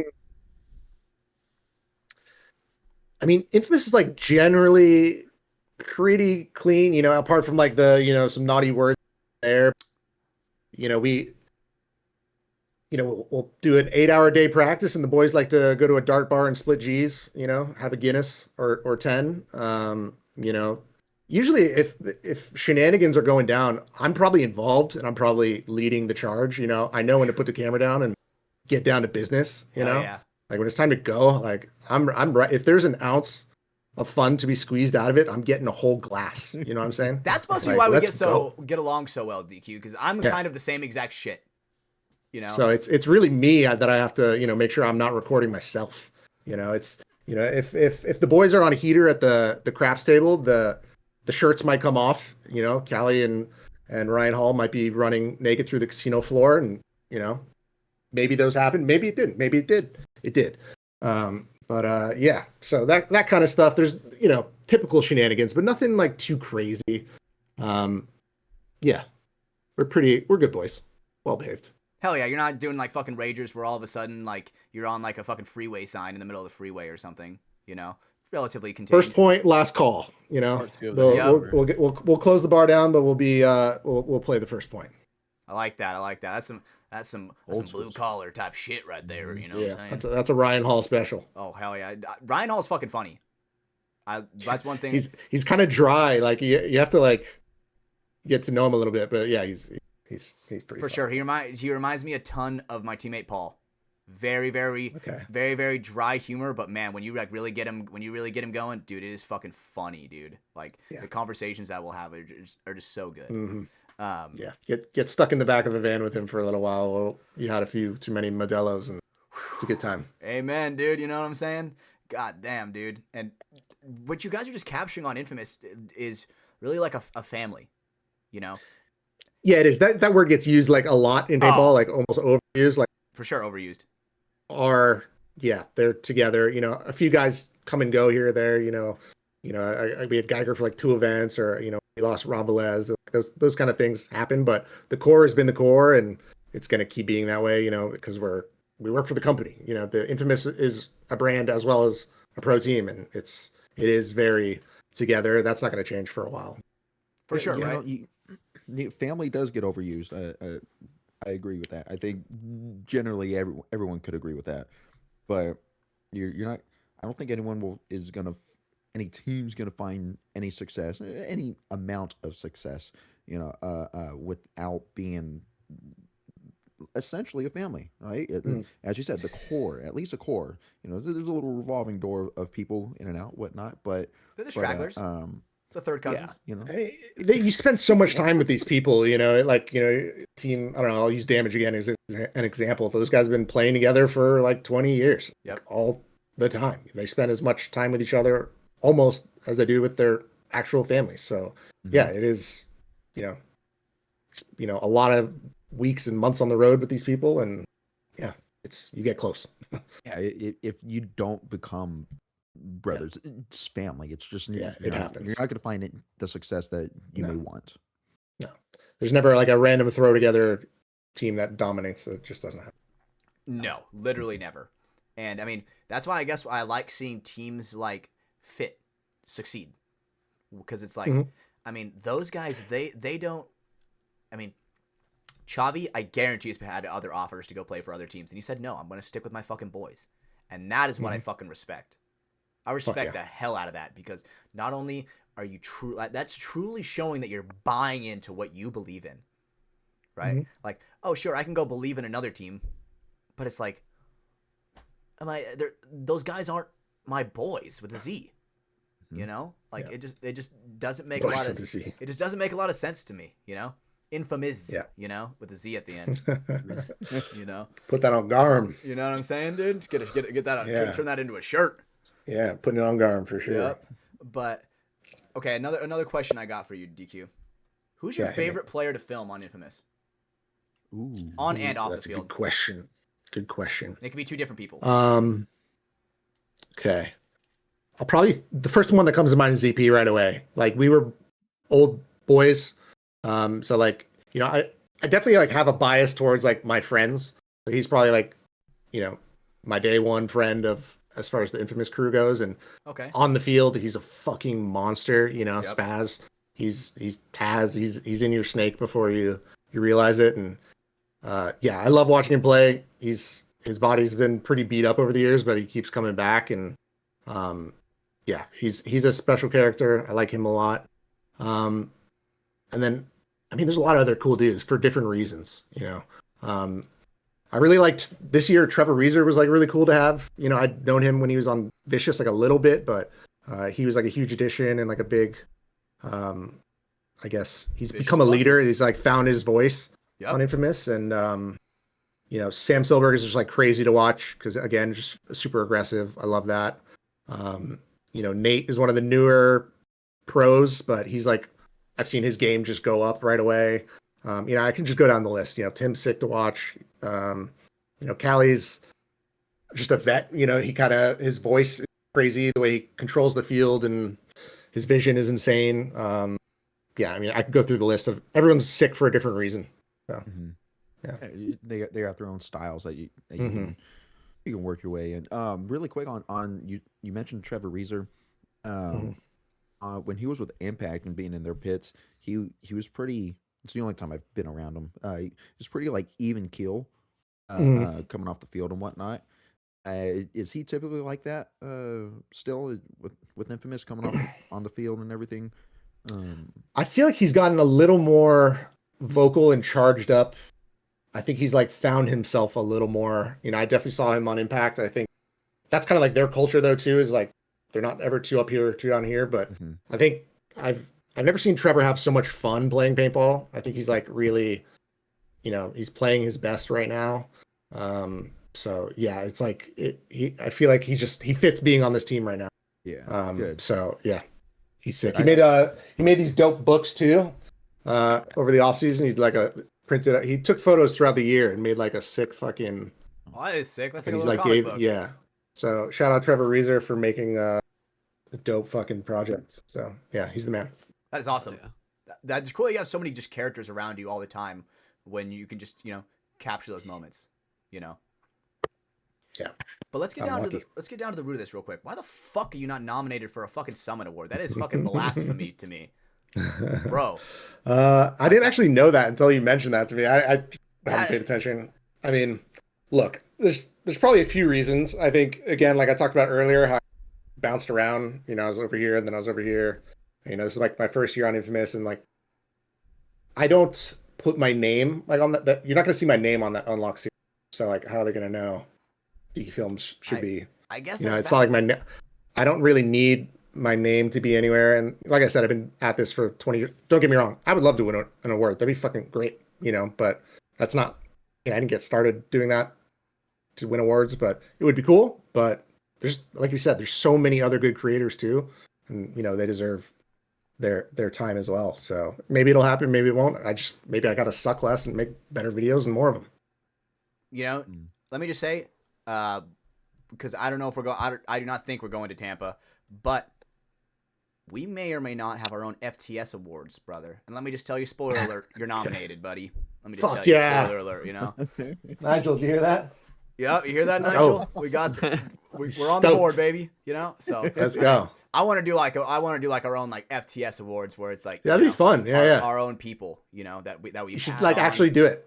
you know, Yeah, dress up in a fucking suit and tie. Like I don't know about you Hell guys, yeah. but I'm down to dress Ooh. up. of course. Of Oh, course. okay. Like Do it up. Official. like a whole skit. Yeah, like a whole fucking. Oh, Let Get, me just tell get you, the let me just audio tell you. right this time. We Make are sure you don't not- fuck up the audio. Yeah. But Yeah, exactly. No Yes, thank twinkle you. Pumps behind us. Nope. God damn it. We're gonna go into the deep woods where there's no sound. Actually, the woods are actually pretty loud if you think about it, with how many like creatures there are and leaves falling on the You ground. hear a Hey, tree just fall. do a green screen and like copy like an Oscars background. Oh Just my fucking god! Holy shit! I get can a- definitely get that to work. Get a Is that the next podium. Yes. investment. Get the envelopes that you can open up. Oh my Yeah. god, dude. No, Brainstorming we sesh. we get the background for the The Summit Awards. yeah. Oh at the my Summit god, that's so good. But we just like Oh, we boy. just have like ChatGPT, instead of it saying like Summit, it just says FTS Awards. Yeah. You know, so fucking good, dude. So good. Holy shit. You know, Yeah, that's a good idea. there's so many different ideas that me and Caden have been bouncing around on, like making shirts, and we've been in contact with the guy about making some more shirts. And oh man, let me tell you, dude, we have some fucking funny ass ideas. I'll send you one. Oh god, I need to see your folder of yeah. Oh, dude, you know what? Ideas. I'll send you one DQ real quick, Brando and Caden. I need you guys to stretch, because let me tell you, imagine getting. I'll send it. This would be so fucking funny on a shirt or like a hoodie. Ooh. So Brando, stretch for me, brother. Yeah. I know we could I'm- easily talk about your stupid debate. All right, motherfucker. All right. Really Aw, quick. man. Yeah, we'll I'm interject down with to this fight. shit. All right, I'm fuck you up, Caden. You idiot. Whatever. Damn. So really quick, Michelle and I this past Monday we had a little debate. Right, we went to this pizza place. They have a bunch of TVs playing. There's like the Olympics, some basketball game, whatnot, and then one of them had The Office playing. Right, some reruns, and I'm watching. No sound, no subtitles, but I'm watching. Right, and I look at her. I'm like, dang, I think The Office is one of the greatest TV shows to ever be put on air. She goes, that's a wild statement. She's like, anyone my age or younger would not agree with you. I said, I don't agree with that. I don't know. We're gonna have to test this. So we did. We were on our way home. I was calling everyone in my phone that was her age and younger, and she's 26, her age and younger, and she was doing the same. And Caden was one of the guys I called, and look, Did you call me? Caden, because you're older. You're older than her. Valid. Yeah. So, and Caden, look, everyone's entitled to their opinion, but Caden's is wrong. That's it. That's all. And it's perfectly okay that your opinion's wrong, Caden. Spoiler alert, I disagreed with Brando's statement. Yeah. And that's fine. That's fine that you have a wrong opinion. I still love you. And so, what is but- Caden's wrong opinion overall? That I don't think that The Office is one of the greatest shows to I ever think- be put on air. Okay. Let me know when I can chime in. Keep going. Hold on. Yeah. It's Sabrina's on board. Hey, Sabrina knows what's up, right? She agrees. She said did she say the greatest show ever? She said, yeah. I wouldn't Greatest put it show number ever is one or crazy. anything. I wouldn't do that. But One of the Spartacus greatest. is one of the Yeah. greatest. and before the actor died. Amen, baby. Andy Yeah. Whitfield, dude, straight up. Yeah. So, but overall, she kicked my ass. She fucking kicked my ass. There's, I guess, these younger generations, they don't know what the hell funny is. Apparently, No, they What would be like? Name three that are better off rip. Like so many people name Friends. So many people Friends said is Friends is so much better. actually fucking It was- disgusting. I hate watching Yes. Friends. That's Yes. funny because if I were to compare it to, I'd probably say Friends as well. That is Yeah, crazy. It's a bunch. No, it is not funny. Don't get me wrong, It- I like The Office. It's good. I'll sit down and watch it. I'll enjoy what's it. the one with I mean, But How I Met Your you- Mother you is like better. it. Than Friends. Yes. How I Met Your Mother is much better than Friends. Yeah. Absolutely. I don't think I've seen What? that. I think staring at a wall is Scrubs? better than Friends. Scrubs is better. Scrubs. Oh, I didn't even think about Scrubs You being know a what? sitcom. I actually, Oh my god, my girlfriend actually just showed me Scrubs. She just showed me Scrubs, Scrubs is great. and it actually, like, I'm kind of It's watching like it, and I'm like, Grey's that. Anatomy. Fun fact, Scrubs. I don't know his name because I haven't seen enough of it, but the black guy, he does a dance in there. That is actually where the original Fortnite dance came from. Was from that scene. Mhm. Fun fact, the default dance. Fun fact. Yep. So Saw that. now you know. Turk is his name in the show, right? Turk. Turk. Mm-mm. Turk is in the show. That's his character. Turk. I've seen maybe Um, like JD and one Turk. and a half episodes before I fall asleep. Yeah, that's a good show. As far as sitcoms go, yeah. If it's got a laugh track, I'm usually not interested. But like, you know which one that sucks that I don't know why is popular is Big Bang Theory. That show one is sucks. low key. That one's. I feel like the people who like Big Bang Theory Isn't also are the same type after of the- people that are like obsessed with Rick and Morty. That they think they're like a higher light form being because of the fun facts that they say in those shows. I like Rick and Morty. I Yeah, don't, are I you don't think dogging Big on Bang Rick I and Theory love is no, I love good. I love Rick and Morty, but I feel like some people are like they're like they. They, like, you got to be really smart to understand. it. Exactly. Exactly. Mhm. They're Like, some like people Rick and just Morty think is that they are in awesome just show. such a. I agree with you. I'm not saying Rick and Morty is in my opinion actually one of the greatest shows, like cartoon wise. Which is how free it is. I put It's Always Sunny in Philadelphia over Friends. I I'd mean, for sure put that over Friends, and I've seen two maybe episodes. not current seasons. I don't know. I haven't seen any current seasons the last 5 years or whatnot. But since the start up to that, up to like COVID, I mean, god damn, it's a good show about terrible people. I apparently Um, don't watch enough sitcoms because I I've have no seen idea 2 what we're talking episodes about. of We- Always Sunny in Philadelphia, and it's the 2 episodes that Brando and Ryan recommended me, and I already forgot them. White milk. So I don't even know which one we I don't recommended. even. I remember you guys were like, dude, that show all fucking love Always Sunny in Philadelphia. That's like the show, dude. Yeah. But So a show that is kind of like The Office that I think is really funny. Superstore. You ever seen that one? Where it's like no, it's about You've like talked a about this. it's about like a store called Cloud9, which is basically Walmart, right? And just the wackiest shit will happen in there. Like they'll be like, how sometimes there'll be like a in between scene, like a transition scene in The Office where it'll just like show someone typing on their computer, then it'll like go to like the next scene, right? Mhm. It would be like that, but there would be like somebody taking a shit in like the tester toilet. Stuff that probably actually has happened in Walmart that people are like, bro, no fucking way. Or like people are like so dumb where they're like, do I need a stool softener? Or, it's like asking fucking stupid ass questions that can easily be answered by Google. Parks and Rec. Parks and Rec, great one. Parks and Recs. Great one. Damn. Have you guys seen Arrested Tires? Development? Tires is good. I just started watching Tires. I like Tires because I like they're not Showgirls. like they are not really. So many shows are like, oh, you got to be like politically correct, and they won't make jokes, that are like Right. Tires does not give a fuck, and I like that. I like that a lot. Yeah. It's good. Refreshing. Like, oh man, there's this one show that my girlfriend she tried to get me to watch. It's called it's kind of like The Office but in a hospital.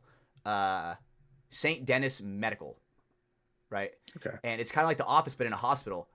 I don't really like it that much. Sure, it's kind of funny, haha, hearty, but I don't like it because they're like, they can't say very many jokes because they have to have it kind of realistic in a way because they're in a hospital, a professional setting. You can't make jokes about somebody fucking dying in a hospital. You know what I'm saying? Right? To where it's like they're very limited on their humor because they have to be professional in a way, right? As Trust doctors. me, you can. That's what I'm man, saying, right? It's so unrealistic. You They're, can. dude, they're accommodating the little sissies, bro. I'm telling you, It's lame. Any writers in there with too many opinions. Way too Gotta- many opinions, but how the fuck did we get on this? We're stretching. Restriction. No. We were talking about your guys' debate. Now I remember. Yeah. That was it. Yeah, Fun debate. it was quick debate. I lost my fucking debate with That- these kids that don't know what good opinions are. Yeah, I That's bet it. they're like, yeah, fuck that shit. I'll just watch TikTok. Yeah. Fucking What are we guaranteed. watching on what rabbit holes are we into on YouTube? Oh What fuck! have we You even know what? sucked into lately? I actually just put one. I don't know if you saw the little link that I sent you, but did you guys see the Need to watch it. uncontacted tribe that was found in the Amazon? I've been This is saving the it. guy that was on Lex Freeman. Is this what you're talking about? I need to. Paul Rosalie or whatever. I think he so. made his I think rounds so.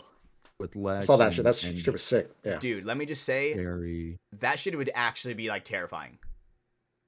Like, Dude, those people are out there in the woods right now, like the rainforest right now, with like 100%. no clothes and fucking. like They're what just out there I living. just thought it was so interesting how they'll tie up their waist, but they'll just leave their balls hanging. Like Dude. what the fuck? Like I I'm mean, I'm if you- protecting the boys with a Z. Would you not? When it's hot out there. You know what? It's I guess humid. that's valid. You get- Realistically, if being Seems naked wasn't a vulnerable, crime, I would actually probably be more naked way more often, to be honest. I'm naked now. Dude, they're getting bit up by bugs and shit. And like, Oh my god! Here's the thing: is that's crazy about that is like when they were sending them because they're across a river, right? And the tribe, the camera crew, and all the normal people are over here, and then the tribe is on the other side of the river. And they sent like an offering, if I'm correct, Mhm. of like an Yeah, offering some bananas of, and shit. Yes, and plantains and shit. So one thing that I thought was so interesting about it is they were savagely going at the bananas. so aggressively to where it wasn't like, oh, let's grab them, put them over our backs, and take them back to the village. It seemed very like free for all, where they were like grabbing it, like eating as much as they possibly could. Yeah, there wasn't like it looked like there wasn't like too much order. They were like all trying to grab. Yeah, it was a little strange, but yeah, you know, because I don't know. usually like when you see stuff like that, like they'll, at least with the contracted tribes that still do live in the Amazon, they'll get a kill, like they'll kill a boar or they'll harvest like, I don't know, flying foxes or some shit, and they'll take it back to the village to feed the people. They did not seem to give a fuck. They were eating because like they must have been so fucking hungry. Like, what is the food situation like over there? You know, rainforest is so alive, right? Yeah, Where was like, this? What am I'm fucking drawing a blank. It starts with a C. Congo. The Congo, I'm pretty sure. Oh Okay. wow. Was it the Congo? Pretty sure. What was the question? Where this was located, like where this was No, at. Congo's in Africa. This is Yeah. like just the Amazon rainforest. Is this in Amazon? Okay, Yeah, I just mean, the Amazon rainforest. I've gone. You said rabbit holes, right? And it's oh man, what's his name? I'm sorry. Let me get his name. I'll watch his videos a lot. Neil deGrasse Tyson. No. But here we go. Luke Caverns. All right. Mm-hmm. And he's like an explorer and whatnot, and he goes into the history and of stuff. I got on his stuff since I went to Mexico City last year, because he talked about the Aztecs and everything, Mesoamerica, the history and everything. And it was like, I'm just learning about that when I'm down there, and I want to learn a little more. You know, I got a book about it all, and it's really cool. And he talks about the Amazonians and just how much we still have to that is still uncovered, right? We're using LiDAR to there's these pathways and whatnot that connect these little cities that they've had, and again, that's overgrown and everything, and just how much history's there. Nature took it back, bro, straight up. within it. Yeah, and it's quick. It takes it back quick. He talked about the Olmecs down in I think it's Chile, with these big monolithic structures, these massive stones that fit perfectly together, that withstand earthquakes and everything. And we've built like, kind of modernish buildings on top of that, but they don't withstand the earthquakes there, and everything crumbles except the structures that they built a couple thousands of years ago. You know, it's cool. It's really cool. You know, that's my rabbit hole that I go down. Yeah. It's like, how do you really, like, okay, this is obviously a big jump, but how do you not instantly think, like, with stuff like that, they had technology to create buildings that could withstand earthquakes that even today's technology could not do. Makes you this is gonna sound crazy. You guys are gonna be like, oh, here aliens. Yes, yes, right? Like, dude, how does that not, like, the first thing that like comes to your mind, where it's like, dude, like, they had to have like come down and taught us something, and it all comes back to conspiracy episode, Rashad structure, the Rashad structure. I'm telling you. So I just think it's not feasible for us people, right? To there's no like return of investment essentially for building something that big and way up there in the mountains. There's no point for the big, stones or whatnot. That I think that maybe they have to, right, in order for them to survive. They have no other choice. Whereas we have other materials that's cheaper, lighter, whatnot, but sure, it doesn't withstand the earthquakes and whatnot. One thing that was really cool, like while the earthquake happens, the structures like settle in to each other, right? It's really cool. There is wiggle room, and they move and break and whatnot, but then they settle in with each other. It's not, angles aren't perfect, but it's like kind of like old Viking ships, like they kind of just like interlocked, and they would kind of like flex on the ocean. Like they weren't like super rigid. Like they're not steel ships. They're very, more flexible, basically. So maybe that's what you're talking about. I don't know. I haven't seen something like that. Referencing, but I mean, some of the old tech was good. I wouldn't put it past, people are still pretty smart back then, and they could figure out how to if all you have to do is figure out how to make the best building, like, I mean, yeah, all you got is Or- like a bunch of rocks, like, you know, you dedicate your and whole life and to that. and that's like Probably best figure it for out. their environment, right? It's not, Yeah. it doesn't work. In like looking at the houses, the houses here, we can withstand earthquakes. Whereas if it's brick, like the one my dad's living in right now, in Texas, I mean the earthquakes crumbling that, but if we had high power winds that they have there, we're getting swept away.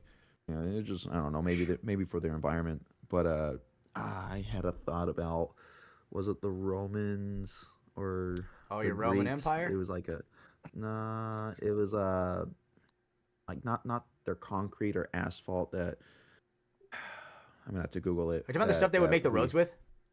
Yeah, yeah, yeah. That we don't They had know like is a concrete that was like super good that we like couldn't it figure was out how to like It make. can't be self-healing. made Yeah. again. It was self-healing. Yeah. How did we, like, can we? I don't understand how we can't deconstruct that, and I don't know, because it's the self-healing aspect of it. I don't know. Okay, dude, this is gonna sound so insane. California needs that. I think that possibly Yeah, Detroit needs that. I Yeah. think that possibly humans could have evolved past the point to where they just that is not like second nature to us anymore, right? Like, okay, so there was just a thing with an orangutan, right? Very big orangutan got into a fight with another monkey. Like, monkey took a fucking big ass chunk out of his face. The orangutan went out of its way because it's being monitored the whole time. Went out of its way, went like up part of a mountain to grab an herb, grinded it up in its teeth, and put it on its face to heal its face. Damn. How the fuck does it know that? Hmm. I don't know. I would like to Yeah. see that, but yeah. Look it up, Caden.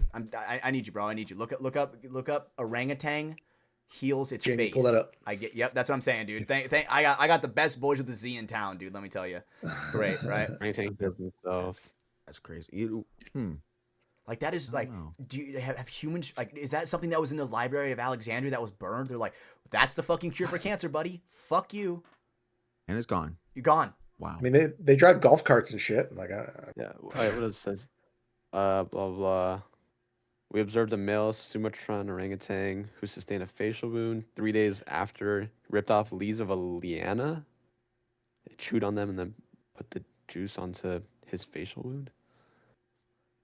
How the I fuck don't do you know. know that? They obviously pass down knowledge, but Like, that one seems pretty deep. it's in got to be depth, something so, like I don't in know. like the genes, like that like once an orangutan in the family did that for a couple generations, it's like embedded in their DNA. Says to the best of our knowledge, the only active reports of wound treatment in animals are from chimpanzees. No other animals really do that. Like, what do they So know? Like, yeah. how do they know that? Well, I mean, okay, this is a simple term: monkey see, monkey do, obviously, right? But an orangutan, 90% of an orangutan's life, they're pretty like isolated creatures. They're usually by themselves, So it's like, the frick, dude. And until it comes to mating, and they chase down the females. God and damn, they dude. really make them. Hey, I couldn't even that's picture what wild that looks shit. like. I couldn't even picture what that shit would look like. Don't ask me why I know that. But Danny, Are you We're about in to, it now. Are you about to ask him what rabbit? I want to know what rabbit hole Yeah. he's in. Yeah. Yeah, I gotta know. I mean, I definitely watch a fuck ton of YouTube, Yeah, and I brother. definitely have like my favorite people. I don't know. It always changed. I went down like a last week was like I was watching a bunch of Rust videos of just like people memeing on each other in Rust. Oh, And hell I yeah. don't even play Rust. But I always find something new. I like GeoWizard is like a guy who does straight line missions, and Storer is like I don't even like parkour, but these dudes have like a sick channel, or I don't know. I would have to like look through like what I have. And I watch a lot of parkour phase. See, it's not like about that though. It's more of like the and then a lot of video essays and a super deep rabbit hole are rare, but when you find one, you're like, oh, this is my shit. Yeah. So, but I'm always down to get put on to something super good. There's a lot of amazing stuff out there. Have you ever heard of the Rashad structure? The Rashad No, structure, tell me. aka the Eye of the Sahara. If you look this bitch up on Google Maps, it is Oh, like here we go. Okay, right, yeah, it's like yeah, this ginormous sphere, yeah, yeah. right? The Eye of the Sahara. Yeah, yeah. Right, and so Flew over it, and you could look at it on Google Earth or fly in Microsoft Flight Simulator. It looks sick. so What is your theory? Old Atlantis? yes, exactly that. Yeah, I've heard this one. Yep, Yeah. it is so good, right? Because everything Oh boy. like a biblical storm, dude. You know, bro, I'm actually so upset. I actually just threw away my notes. I'm like, I'm not gonna need these. What? I had no joke 5 pages of notes for the conspiracy episode about this, but so basically what they're saying is the sediment underneath it, because apparently they could have possibly used underground waterway rivers to travel, right? But obviously when some kind of huge biblical flood comes in and fucking annihilates everything, right? It basically turned everything like almost upside down to where like if there was a city, it would be upside down, right? And through shifting of the tectonic plates now is potentially within the next like 1,000 years. Obviously that's crazy. 1,000 years. That's some elder shit right there. You gotta be a vampire to survive to see. We could possibly see the city resurface. You know? You guys think I'm fucking you're watching crazy? that good shit. I mean, I love a good conspiracy video, but you know, because the thing is, you know. why would on Earth would Atlantis be in the middle of the fucking ocean? How would they have all this? Like, but the way Plato describes it, there's fresh produce. It's. At no point does he ever say it's an island. He just says that it's surrounded by water, which the Eye of the Sahara. Newsflash, people, like 75% of it's surrounded by water. You know. So, and that's like a good area to where like it could be a port for possibly every single country that's coming in and being like, oh shit, what's up, Atlantis? You know? Yeah, and there's sediment there that shows that back in the a long time ago it was underwater. At least there was North Africa had a lot of water in it. Yeah, right.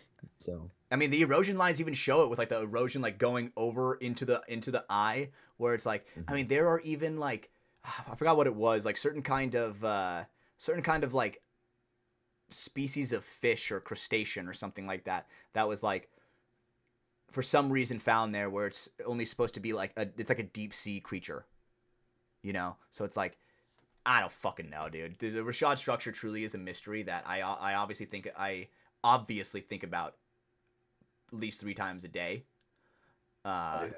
So I don't know, dude. Like that's like something where we got to do like we got to take a trip as FTS and really like go out there. Take like a 16-hour flight, jump on a 16-hour bus ride, jump on a 16-hour moped ride, and then do a 16-hour walk. Have a paintball scenario game there. Get to the bottom of this. Holy fucking shit. Could you imagine, bro? Atlantis paintball game. Dude, DQ Films as the cinematographer. Imagine the story on that could be told, dude.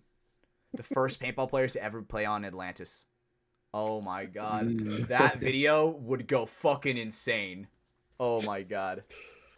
But make this a video game, please. Right? And okay, I just want to round it back to the tribe thing real quick. You guys ever seen that movie The Green Inferno? No. Bro, don't. Let me just say. It is so fucking insane that it is basically kind of like this situation where there are these deforestation activists, right? They're like, oh, we gotta go to the rainforest because they're gonna chop it down. We gotta, chain ourselves to the trees and shit, right? So they get there and they end up getting captured by a tribe, like uncontacted tribe. And what do you know? They're cannibals, right? Okay. And so whenever I saw like that, like the uncontacted tribe contact with that, I was like, bro, those guys are playing it so easy. Like those guys have bows. They could easily shoot a fucking bow across the river and nail one of these guys. But they're just like so trusting. And for me, dude, I'd be like, let me just stand behind this other guy, Like, I don't know. Like it's just so crazy to me that they're so unpredictable. Like you don't know if they're friendly. You don't know, because they're obviously at that point they're like, whoa, what the fuck are you? Right? They're trying to figure themselves out on the food chain. Right? Like especially if it's truly first contact with them, like it would be hard for us to not see them as animalistic. because they. Man, Say it like the word it is, bro. I'm trying to- Savage. Native savages, yeah, Straight yeah, up. yeah. Like the savage Americans back in the day. That I- the Pilgrim- bro. no, Dude, Dude, their people- life is so insanely hard, like compared to like, I'm sitting in AC talking to you over the Yeah. internet. Like people have to deal with like they don't have toilet paper. Bro. they've probably never felt a cold breeze of AC ever. The Michael Rockefeller disappearance, that's an actual good conspiracy kind of you could sink your teeth into. He was the son of one of the richest people ever, and he like went to Papua New Guinea and Oh, he got eaten by cannibals. disappeared. oh, that's Yeah, he got right, eaten by yeah. cannibals. That's one of the Theories?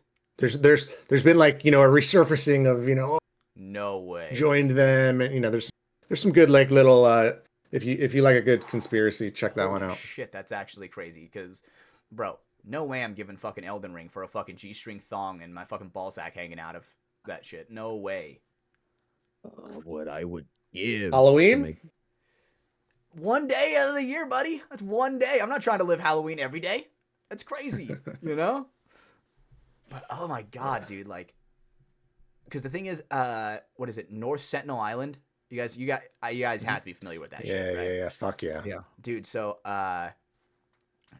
they're technically like before we ever went over there, like in the most recent like excursion where people like went over there and tried to make contact, a guy actually made contact a long time ago, I think in like the early 1900s or like the late 1800s, right?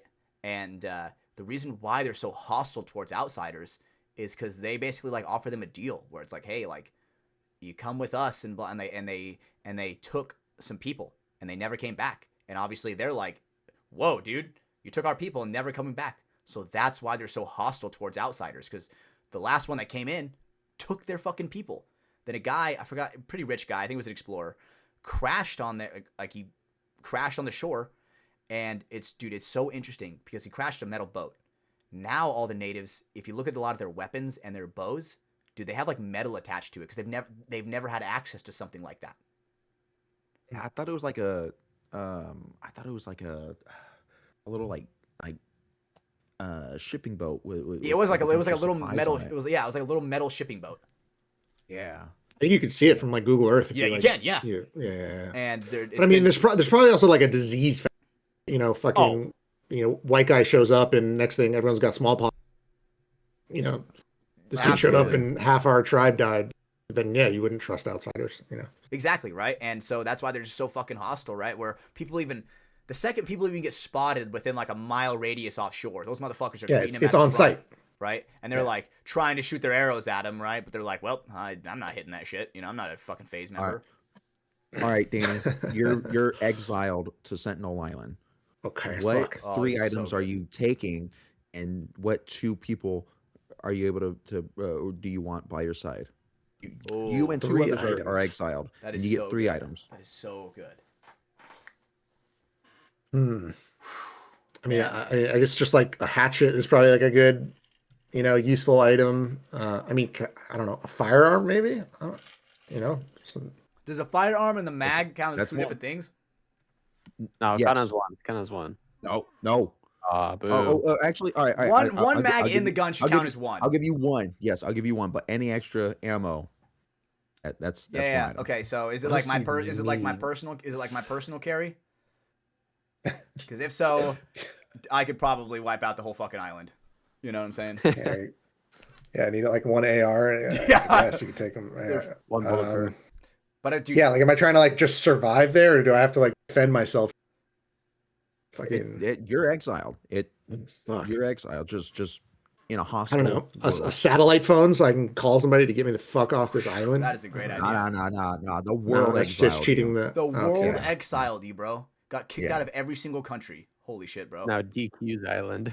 Oh, I don't know. I'd probably try to like figure out something that I could like make myself a god to them, so that they wouldn't fuck with me, and they would just like bring me in and be like, oh, you could be their this- god. This is, yeah, I want to be their god then, because that's the only way I'm surviving. Bring like right? a prism. Show them the Yes, light. yes. Holy fuck, bring Yeah, an iPhone. something that I can trick them. Yeah, and just live like a king, like that little lemur in the zoo movie. Can I take like Yeah, a GameStar. can I take Yeah. can I take a skill with me? Like, does that count? That obviously that's like some video game type shit. But is it gonna be like, What the can fuck? relax? Like, can I be like, oh well, I want to take what is it? Not astrology. The fucking study of the stars. That's not Astronomy. astronomy. There we go. Astronomy. Astronomy. Right. Take astronomy skills where I can be like, hey y'all, if you kill me, the moon's gonna turn red tomorrow, and then you're all fucking dead. To where they Yeah, you like, like predict an eclipse, and Yes. then boom, you're their god. yes, Yeah. they're like, holy shit. He just You got to get that predicted to an line eclipse. up, though. You know what I mean? Exactly. That's what I'm give- taking. Take a skill with me like that where I can like be like, let me take my sextant out here and fucking look at the sunrise. No, and- no. Right, I'll give right. you an astronomy book, not a whole skill. You book, gotta read? you gotta get there, survive, and read it. I'm bringing a giant JBL and showing them Fetty Wap. Oh, hell yeah, dude. That's an easy way to become a god. Easy guy. I mean, Jesus. fuck, dude. All right, Like, well, then what two people do you want by your side? Two other people are getting exiled? Yeah. damn, who you take Bear down? Grylls, maybe. I don't know. Fucking Ooh, Kimbo Slice. they gotta be alive. R.I.P. R.I.P., bro. Yeah.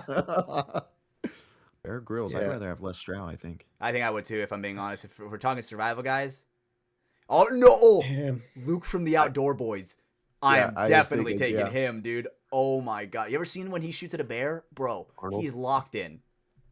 Yeah, he's such like a nice guy, but he's beast. Fuck yeah! You see him cut the head off that Yeah. walrus, bro. That shit was Yeah, awesome, that was a crazy video. The whole hazmat suit. bro. Oh my god. It's like, oh, good thing I brought my hazmat suit this time. What the fuck? Yeah. Holy fuck. I did not know this video Yeah. from him. So yeah, good, that's a dude. good one. Banger. So good. So I would take him. That's a good shout. Yeah, I like that. You could survive, but dude, the thing is that's truly scary about this. Realistically, a gun in the jungle, dude. Like people who have never been in the jungle, you can't see 10 feet Yeah. past a tree because of how much foliage is around it. And let me tell you, they know every step of that island to where they know if something's off, bro. You're catching an arrow through some vines. Oh yeah. They'll smell Right? you. So bro. it's like you really got to like truly think about what you want to bring on there, you know? Like okay. Bringing a boat builder, dude. Get me out of here. I'll be exiled to the next island, you know what I'm saying? Yeah. You know? Yeah. I I'm, mean- I'm living on the ocean water world style. I feel like you would okay, this would sound crazy. Imagine a ginormous fake rock to where you can like go inside of it and like that's where you like you come out at night. You come out at night, right? Forage around because while they're all sleeping in the village. But you like during the day you can just go back in your rock and hide. Maybe that's what I would do. Because dude, you're outnumbered. Okay. You're outnumbered. It's an Dude, interesting Delete strat. probably what they say there were. I think they said there were like 74. Oh, night vision. Oh my god, I didn't even think of that. Dude, Population. night vision, fake rock. Between Maybe 50 to longsword? 400 individuals. Between 50, that's a huge range. Wait, how It's much? like 50 to. It says between 50 and 400 individuals. So no fucking idea, basically. Yeah, so basically, We'll go with, fucked or fucked. we'll go with 100. We'll just say 100. They have to be like super inbred, right? Oh, I would assume. 100%. You know, what if there's like an unsaid law where they know that incest is bad, where it's like you turn out fucking deformed, to where they're like, third cousins only. I mean, if the orangutan can figure out plant Cream. medicine, then yeah, I think they got it. Damn. They're like, damn. Well, Richard's kid just came out fucked up. Maybe we should not do what he did. You know? God damn, dude. That is just Man. such like a crazy way of life to even think about. Yeah. Those people are out there right now. Like, no joke, I'm so sick. I would probably kill that whole population on accident. Them just handling my body would probably kill them. Oh, there you go. Yeah, I don't need anything. I'm just gonna cough on all of them, and Yeah. we're good, I'll bro. be like, check this shit out. Ooh. You want to see how I'm a god? Yeah. You know what I'm saying? You know, because, bro, at that point, there's no laws over there. Ooh, yeah, they're fake rock, night vision, Down the law. and I a think little- longsword. a little vial of like just the common flu. Mm. Just You know, I bet there could Just let even it be go. possibly stuff that you would die to. Am I like freshly Yeah. vaccinated? Like, do I get to go over and take all the vaccines to all the shit that's over there before? Or am I just like raw exile? They're like, fuck you, buddy. right now, Woo! right now, they're taking you. Man, dude. World police. Let me tell you, Sorry, if they're taking me like that, bro, I'm fucking squirming like a worm, dude. Like I am not going down without a fight. Let me tell you that. I'll Bro, get we my just introduce them to like TikTok, and like they'll be busy. They'll be like, like, man, "Oh, dude, you only have 3 items: fake rock, night vision, iPhone. And then it he does. dies. I don't know. My service is like spotty here. Yeah, you better save all your I videos. don't know. real Oh quick. yeah, just save all the TikToks, download them all, dude. Let me tell you, dude. I don't know what the Wi-Fi situation is. Yeah, I'll pre-download all the Elden Ring edits, and they'll be blown away. They'll treat me like they're God for sure. Right? That shit There you go go. crazy. But, Yeah, holy shit, man! What a fucking rabbit hole we just went down, dude. solid. God damn, dude. Okay. Okay. I got something for you, dude.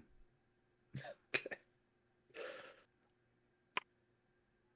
Hold on, sorry, I'm fucking reading. I am so bad at reading, bro. It is thought you so froze. fucking bad. Sorry, This whole rabbit hole thing made me think of the ship of Theseus paradox. is that the one You guys know that what crashed one all is? the gold?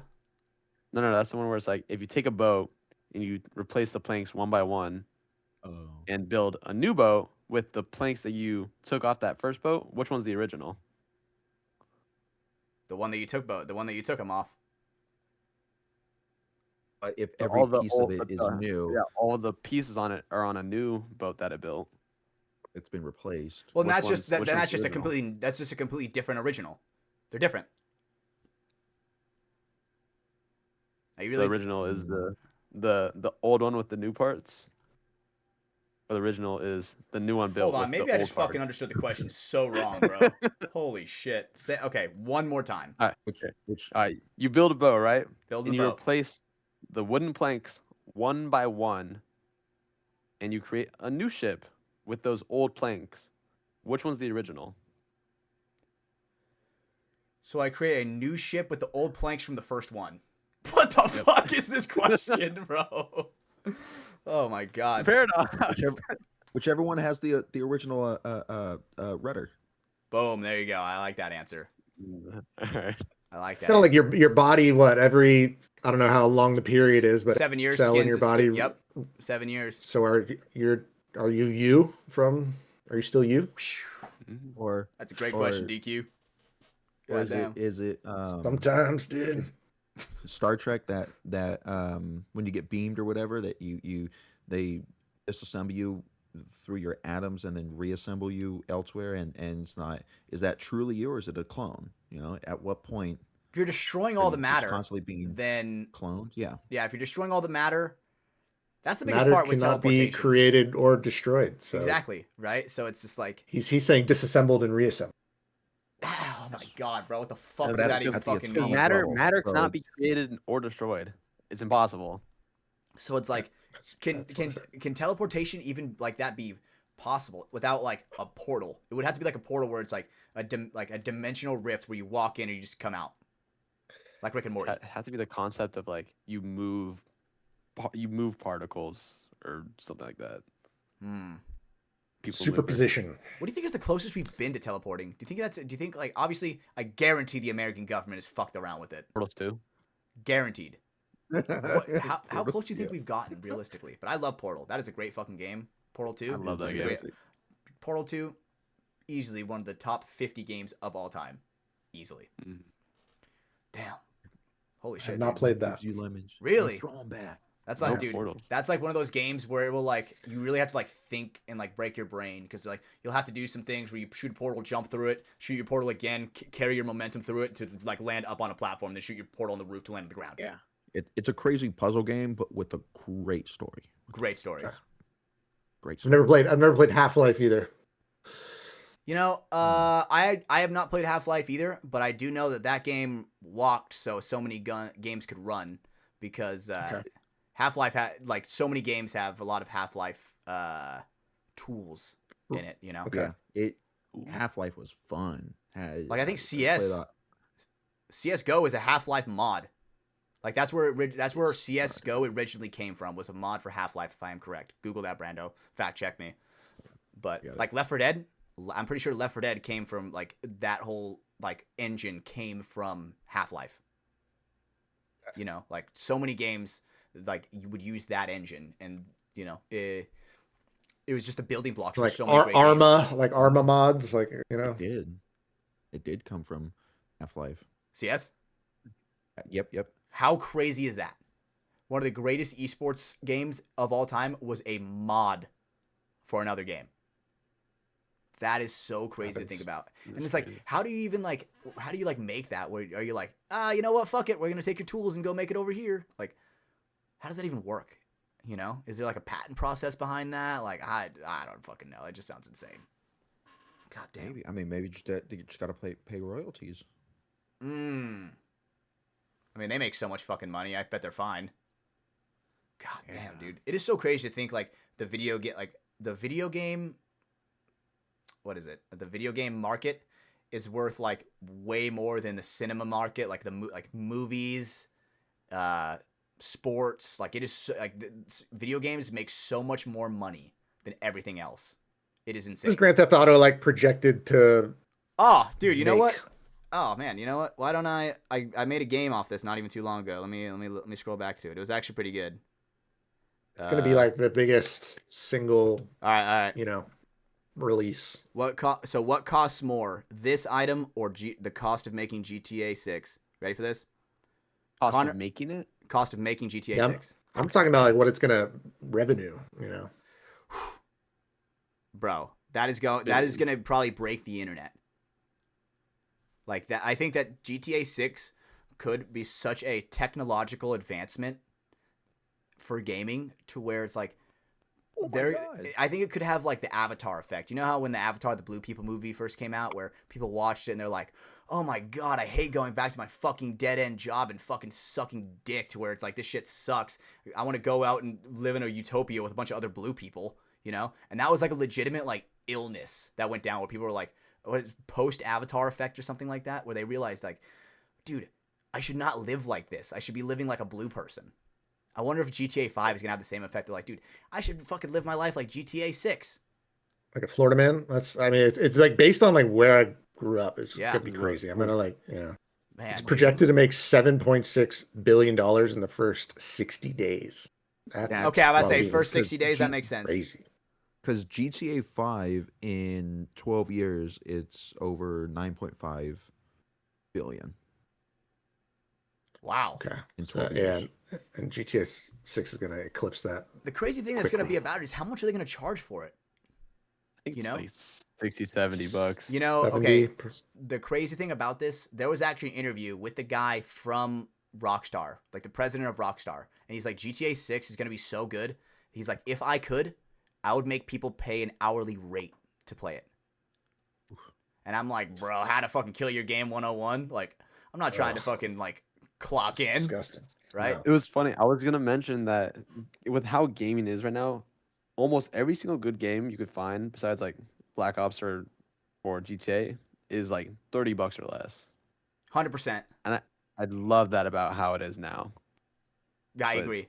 With those ones are a little bit hard to You know, break through. one game that I've been playing that is, bro, it is like an $8 game, but it is so much fun, and the developers genuinely care about the game because it has so many cool mechanics and everything. Have you ever heard this game called Peak? No, big friends Dude, up. that game is fun as shit.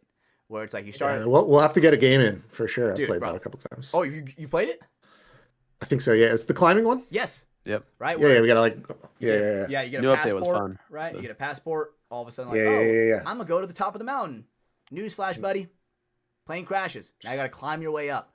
And dude, let me tell I'm you, happy to say that I've beat it twice. I beat it twice Luckily. as well. I beat it. I think a total of. I just got it like first day I got sick on Sunday. I was like, I'm pissed at like 7 a.m. that I can't go to practice. So I'm like, fuck it, I'll buy Peak. I'm pissed, right? So so since then I've probably won it like I think 3 times. That shit's hard. That shit is incredibly hard. Like especially where it's like the better you get, the more modifiers you get. Where it's like more fall damage. Like that game is so cool. Oh, they have modifiers? Oh yeah. Oh, I don't remember that. Oh, dude, it's crazy. One of them was like higher wind, where it's like that part where like you get the wind where you're going through the trees and shit. I don't know, right? Gross. Dude, where it's like double wind length, and I'm like, bro, I'm holding on to the fucking tree for dear life, bro. Don't fucking take me away. You know, like games like that, I feel like the developers truly love what they've created and they stand by it. Like, and I love games like that. Like Helldivers. Like what, like Uh, Repo, Lethal Company. those are some Peak. good ones. Let me try. Let me look at my Steam library really quick, dude. What's a good dedicated like That's up. fan base? You know, definitely Helldivers for sure. Fortnite. Like Night Rain. I mean, that game is pretty expensive to be honest, but that game is fucking sick. But for $40, psh, I'm in, dude. You guys ever play Chivalry? No. I think I have that, but I haven't dove into it yet. It's like a medieval fighting game where you're like Oh, that one. Yeah. yeah. Okay. No joke. One of my best friends, JB, he is actually, I'm not even messing with you, the best player in the world. Correct. Bro, I've never seen him lose. Like ever. He'll be playing against people Only that are other like game level that I played was 1000. For Honor. You know, that game does have a dedicated fan base because somehow like I will still like I'll be scrolling on TikTok sometime and I'll see like an edit of For Honor and I'm like, how the fuck is people still playing this shit? But DQ, isn't your favorite game of all time? Don't tell me. I feel like it's like Halo 3. What is it? Favorite game of all time. Favorite game of all time. Dude, wasn't that Parker's? Yeah, it was, but I probably asked DQ like I mean, the my last answer's time he kind was of on. boring, but I'd probably just say Skyrim. Probably overall, I think that's a great pick because especially Red Dead's in there. the modded community on Skyrim, dude, you can basically That's what I'm saying. You could do anything. You could be entertained for Yes. endless. Like you can make all the NPCs fucking completely naked and have new voice lines. Like it is insane Sick. how awesome it is, you know. Yeah. But man, dude, what a fucking great night, dude. Honestly, I felt like such shit. I was honestly worried. I was like, man, dude, I feel so bad. Like, I hope I have enough in me for the podcast. But dude, you guys energize me, man. You guys make me happy. It might be that radioactive mic you got, bro. You should probably. Yeah, I gotta turn it down a little bit, dude. Shit's probably fucking. Yeah. Hatch, when was the last time you've got like a vaccine? Uh, I was thinking about this. No, well, Ever I since got I the turned fir- 18, I haven't got one. I got the first. I got the first Johnson & Johnson vaccine, which I heavily fucking regret. But that was like the one and done. So I guess that one was probably like the last one I got. Yeah, besides COVID, I haven't got one, and I've been thinking to myself, I'm like, I haven't truly gotten like super sick, and I'm like kind of worried that my day's about to come one day. Are you like 7 times boosted? What? Like I don't know how many fucking COVID vaccines there are now. There's like fucking 50 of them now for like. I got like. Bro, they had two like of a them. they had like a Megatron strain of fucking COVID. You guys remember that? I forgot what it was called. It was Mega something, dude. Brando for sure knows. I guarantee it. Mega COVID. Brando, what was that one? There was a strand of COVID that was like, it sounded like Megatron. What was it called? Dude, come on, bro. You guys are actually making me sound crazy, dude. What? There was Megatron COVID. there was like a strain of COVID that started with an M. It was like Megatron. Mega something. Bro, I'm so pissed that I can't find it, dude. Feel like you're trying to get me with something. No, I swear to God, I'm not. Caden? Apparently there is a COVID-19 variant just named Megatron. So am I right? Or Omicron? Is that the Omicron, that's what it was. Omicron? It started with an M, bro. I'm pissed. Omicron. Like, dude, they're naming strains after a fucking Autobot. What the fuck? You know? Decepticon, but whatever. All right, buddy. Somebody's not called. Chill the fuck out. You know, but it is so fucking crazy the world we live in, dude, you know? And one thing that I love about the podcast is just the fact that you can, like, talk to people. Because at least with COVID, it was kind of like you weren't supposed to really be around people. I don't know why the fuck I'm stuck on COVID. It must be because I'm sick. Maybe I have COVID. Maybe that's what it is. But, like, it just feels so good to be able to, like, talk to people. You know, that's, like, one of my favorite things is just being able to get into a call with whoever the fuck we want. Luckily, we're blessed with DQ tonight, right? Oh, yeah. It's nice to where you can actually kind of, like, talk to somebody at, like, an intellectual level where, you know, you're not just hey, the weather's pretty nice. You know what I'm saying? right? Because I mean, With Yeah. dog shit right now. right, Talk it's about- so bad. Talking about North Sentinel Island, real shit. Real fucking shit, dude. Mhm. The Rashad structure, That's real right. shit. You know, We're getting to the bottom of this. like, you know,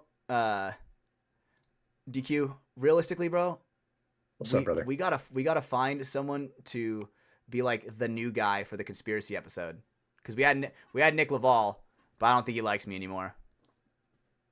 You know, There's a lot of conspiracy guys in paintball. I don't think that'll be hard to find. dude, it is actually like insane how many conspiracy guys. Like I talked to ARG, like Aaron, about some conspiracies. Holy fuck, that guy is incredibly intelligent, for sure. Right? Like Get maybe I don't know if he really is one. Somebody who could definitely is just good at these kind of combos. Sam Monville. Sam Monville. Ooh. Okay. Yeah, I bet he's got some heaters. Some heaters, you know, Houston that's- heaters. that's- Little hat. Yeah. Ooh, very You know, nice. like that's an interesting one. So Sam Monville. Is anybody on Infamous a huge conspiracy theorist? Tim Brusselback, right? For sure. Yeah, you talked to Tim I about don't it. know. About some stuff, I feel like. Everyone's, I definitely hear some shit. And I'm like, huh? What? But yeah, a little bit everywhere. Everyone's got their. That's the best part about a team is you can kind of like do some very interesting banter when you're all comfortable with each other. You know, you can pop. Yeah, off I get like to learn about like what other people's algorithm is. You're into okay. You're fucking damn. fried, buddy. You're fucking. Yeah. You're done. You're cooked. Yeah. You're done, dude. So. Maybe get off the internet for a little bit. Yeah, exactly. That's Put it almost where down. I'm at. I'm almost at that point where I'm like, dude, I gotta stay off the internet. You know. Go deeper. Go deeper. That's the dude. problem. Is I want to. That's the Yeah. problem. Is I want to. Right. But you know what, dude? We'll start to wrap this up real quick. Brando, Caden, do you have any questions for Danny? Oh yeah. I definitely have. I definitely have okay. one a closing tradition, Yeah, but it's yeah. only a closing tradition if I remember it. Obviously, if you have anything in the pipeline that with Infamous or ProDNA or whatnot that you want to are looking at creating or have started on something, a new project or whatnot, that you're looking forward to, maybe anything that you're Well, working on? I would like to do like a more deep dive, documentary, like a proper, hang out with somebody at, I would like to go hang out with Tim, or like go see, I don't know, Silver place. Like, it's got to be weird, hang out with people off the, get like the real day-to-day life. Cause I think that sometimes that's interesting. Like kind of like a more, like Hard Knocks, like go see what their day-to-day life is like and combine that with the paintball thing. I think that would be cool. It's a time, limiting factor for me, but ProDNA and Infamous were making a ton of paintball products. So, I mean, I'll plug them, watch that space because taking a lot of photos and making videos and stuff like that. But I'll keep, the vlog series going. Hopefully those boys have a better season. Yeah. So. I think like a Hard Knock style, as you said, that would be really interesting, 'cause especially lower divisional players. They want to know how is it to be in a pro, right? What is the lifestyle of a pro? I just don't. I don't know. I mean, A lot of people you have follow them on families Instagram and normal stuff, jobs, and they're yeah. normal people that are just pretty fucking good at paintball. So 95% of But- pros are like that. Yeah. But they still have to have a normal job. yeah.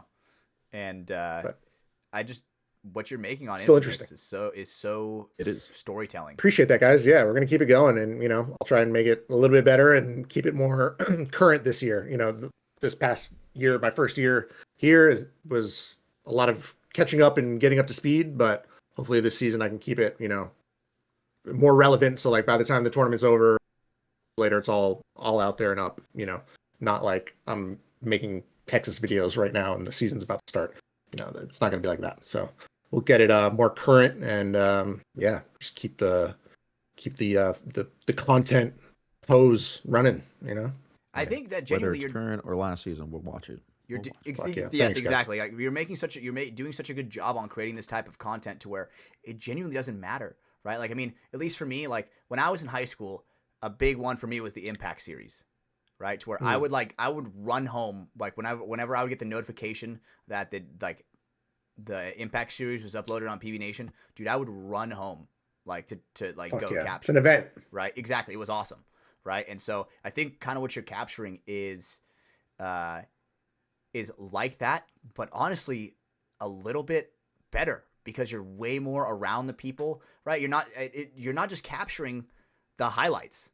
There are plenty of lowlights in there. I'm telling you that. Yeah. You know? It's the off the field stuff too. You know, we've all seen Yeah. a million paintball games, but yeah, a lot of the, you know, what's going on off the field. That's people want to see that. So I want to try and get more of that this year. Yeah. Hell yeah, dude. Well, you're doing a great job, bro. Seriously. So keep it up. Appreciate it, bro. Caden, Keep you it got going. anything? Yeah, I think I might start making this a trend with our guests. But DQ, this might be the most important question. Oh God. Second the most show. important question. No, the people kids. need to know. What's your favorite color? I don't know. I haven't been asked that in a while. I don't know if That's I have that's like a favorite color. fucking you just swiped right on Tinder type shit. Yeah. I'll go British Racing Green. British Racing Green. Damn, that is descriptive, dude. I like that. That's gonna be the most unique answer. Let's go with that one. You know, yeah, that's a good one. We gotta write down the answers, Caden, and we gotta see like at the end of the year Keep who has track. like the Open up the notes. craziest color. Someone's like, oh, Yeah. yellow. Yo, this Brown. green fucks. Is it? A real Damn. Crayola color is fuzzy wuzzy brown. No That's way, an dude. actual color. You Yeah. know, it's not a crayon, but dude, I don't know. I love Master Chief Green, bro.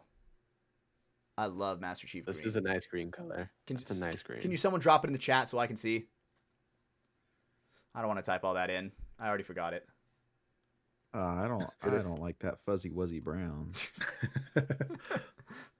Gotta get my marker anodized to fuzzy wuzzy brown. Ryan Hall probably does that. brown. He has that palette, right? Nah, The Rocky I want Pagnoni these. special. The doo-doo brown. I want this British Racing Green.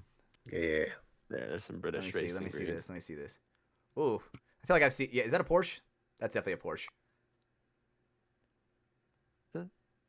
There's a BMW Porsche in there.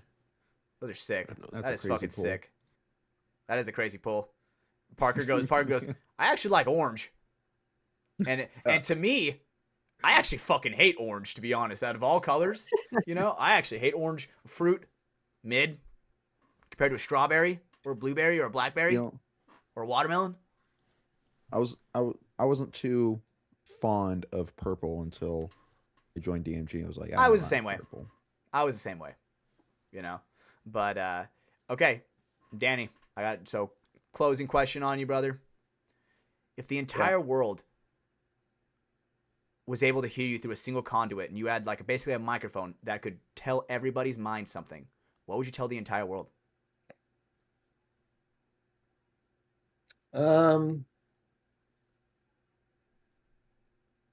Nobody gets out alive. We're all gonna die. So fucking chill out and be cool. That is probably the greatest answer we've actually heard. And I love the positivity, the philosophical. Hey, go help somebody. Don't get me wrong, I love that shit. But man, Danny, that was a great answer. I like that one, dude. That was quick and easy, dude. Love it, bro. Easy. So Real answer. you know what? Before we close out, I just want to give us a quick shout out to our sponsors. Thank you to Weltz Clothing, Scott Stewart, and everybody over there. We really appreciate you guys. Brando's wearing a dope ass hoodie. I know for a fact he's got like 30 strap-ons. So use code FTS, get yourself 10% off at checkout.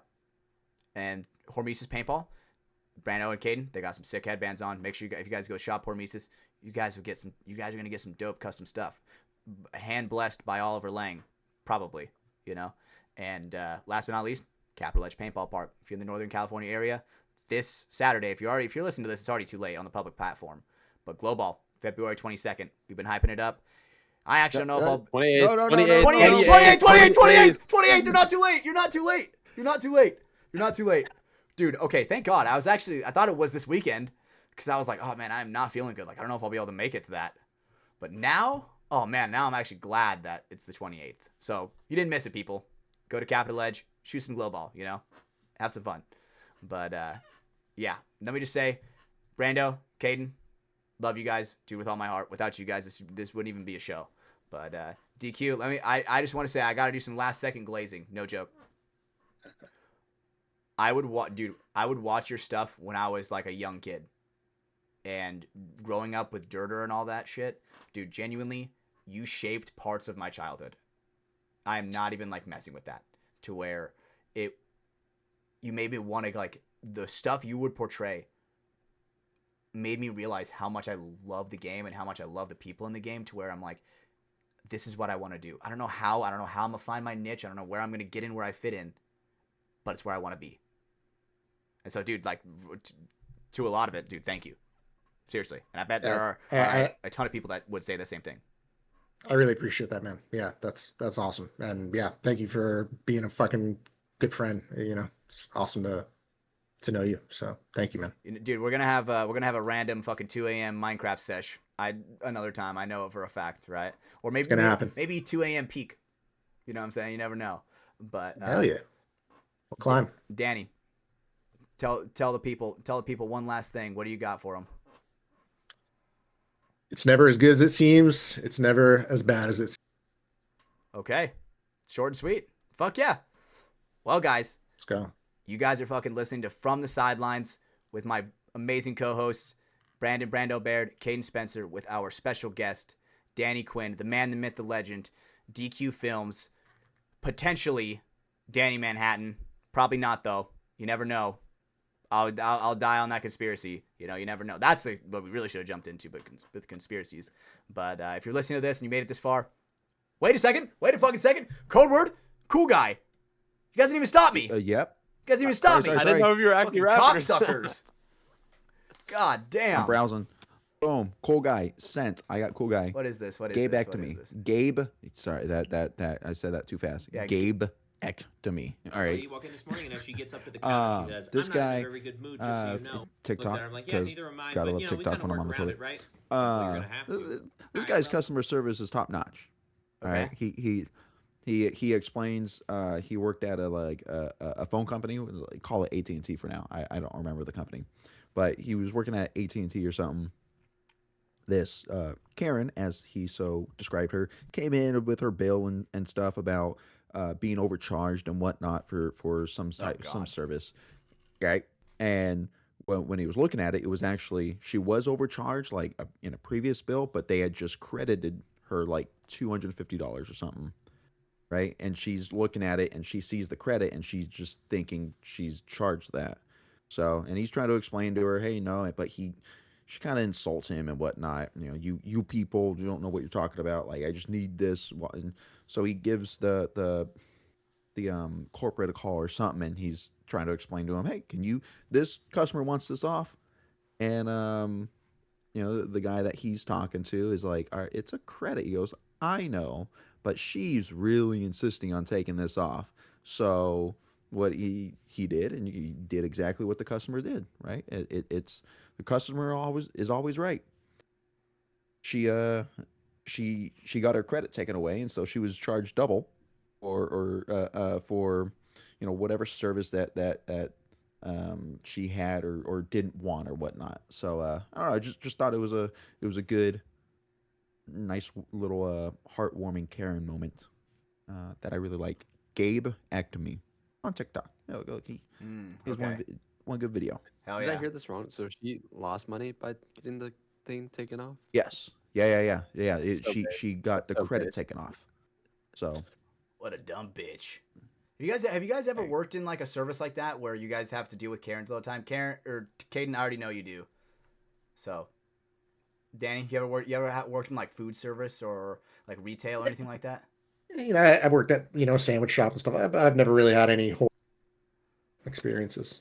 Hell I yeah, think dude. everybody thank should do God. that once in their life. Yeah. That's just, dude. Yeah, let for me sure. tell you, that is very valid. A lot of people who have never worked like food service, bro, they will treat people like such shit. Sometimes it's like it actually blows my mind.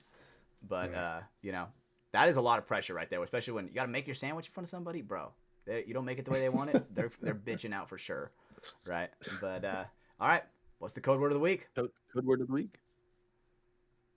Never had one, did you? I thought he was about to like pull like a. Oh, he's looking at Brando. He's like, hey, dude, I forgot. oh, Me?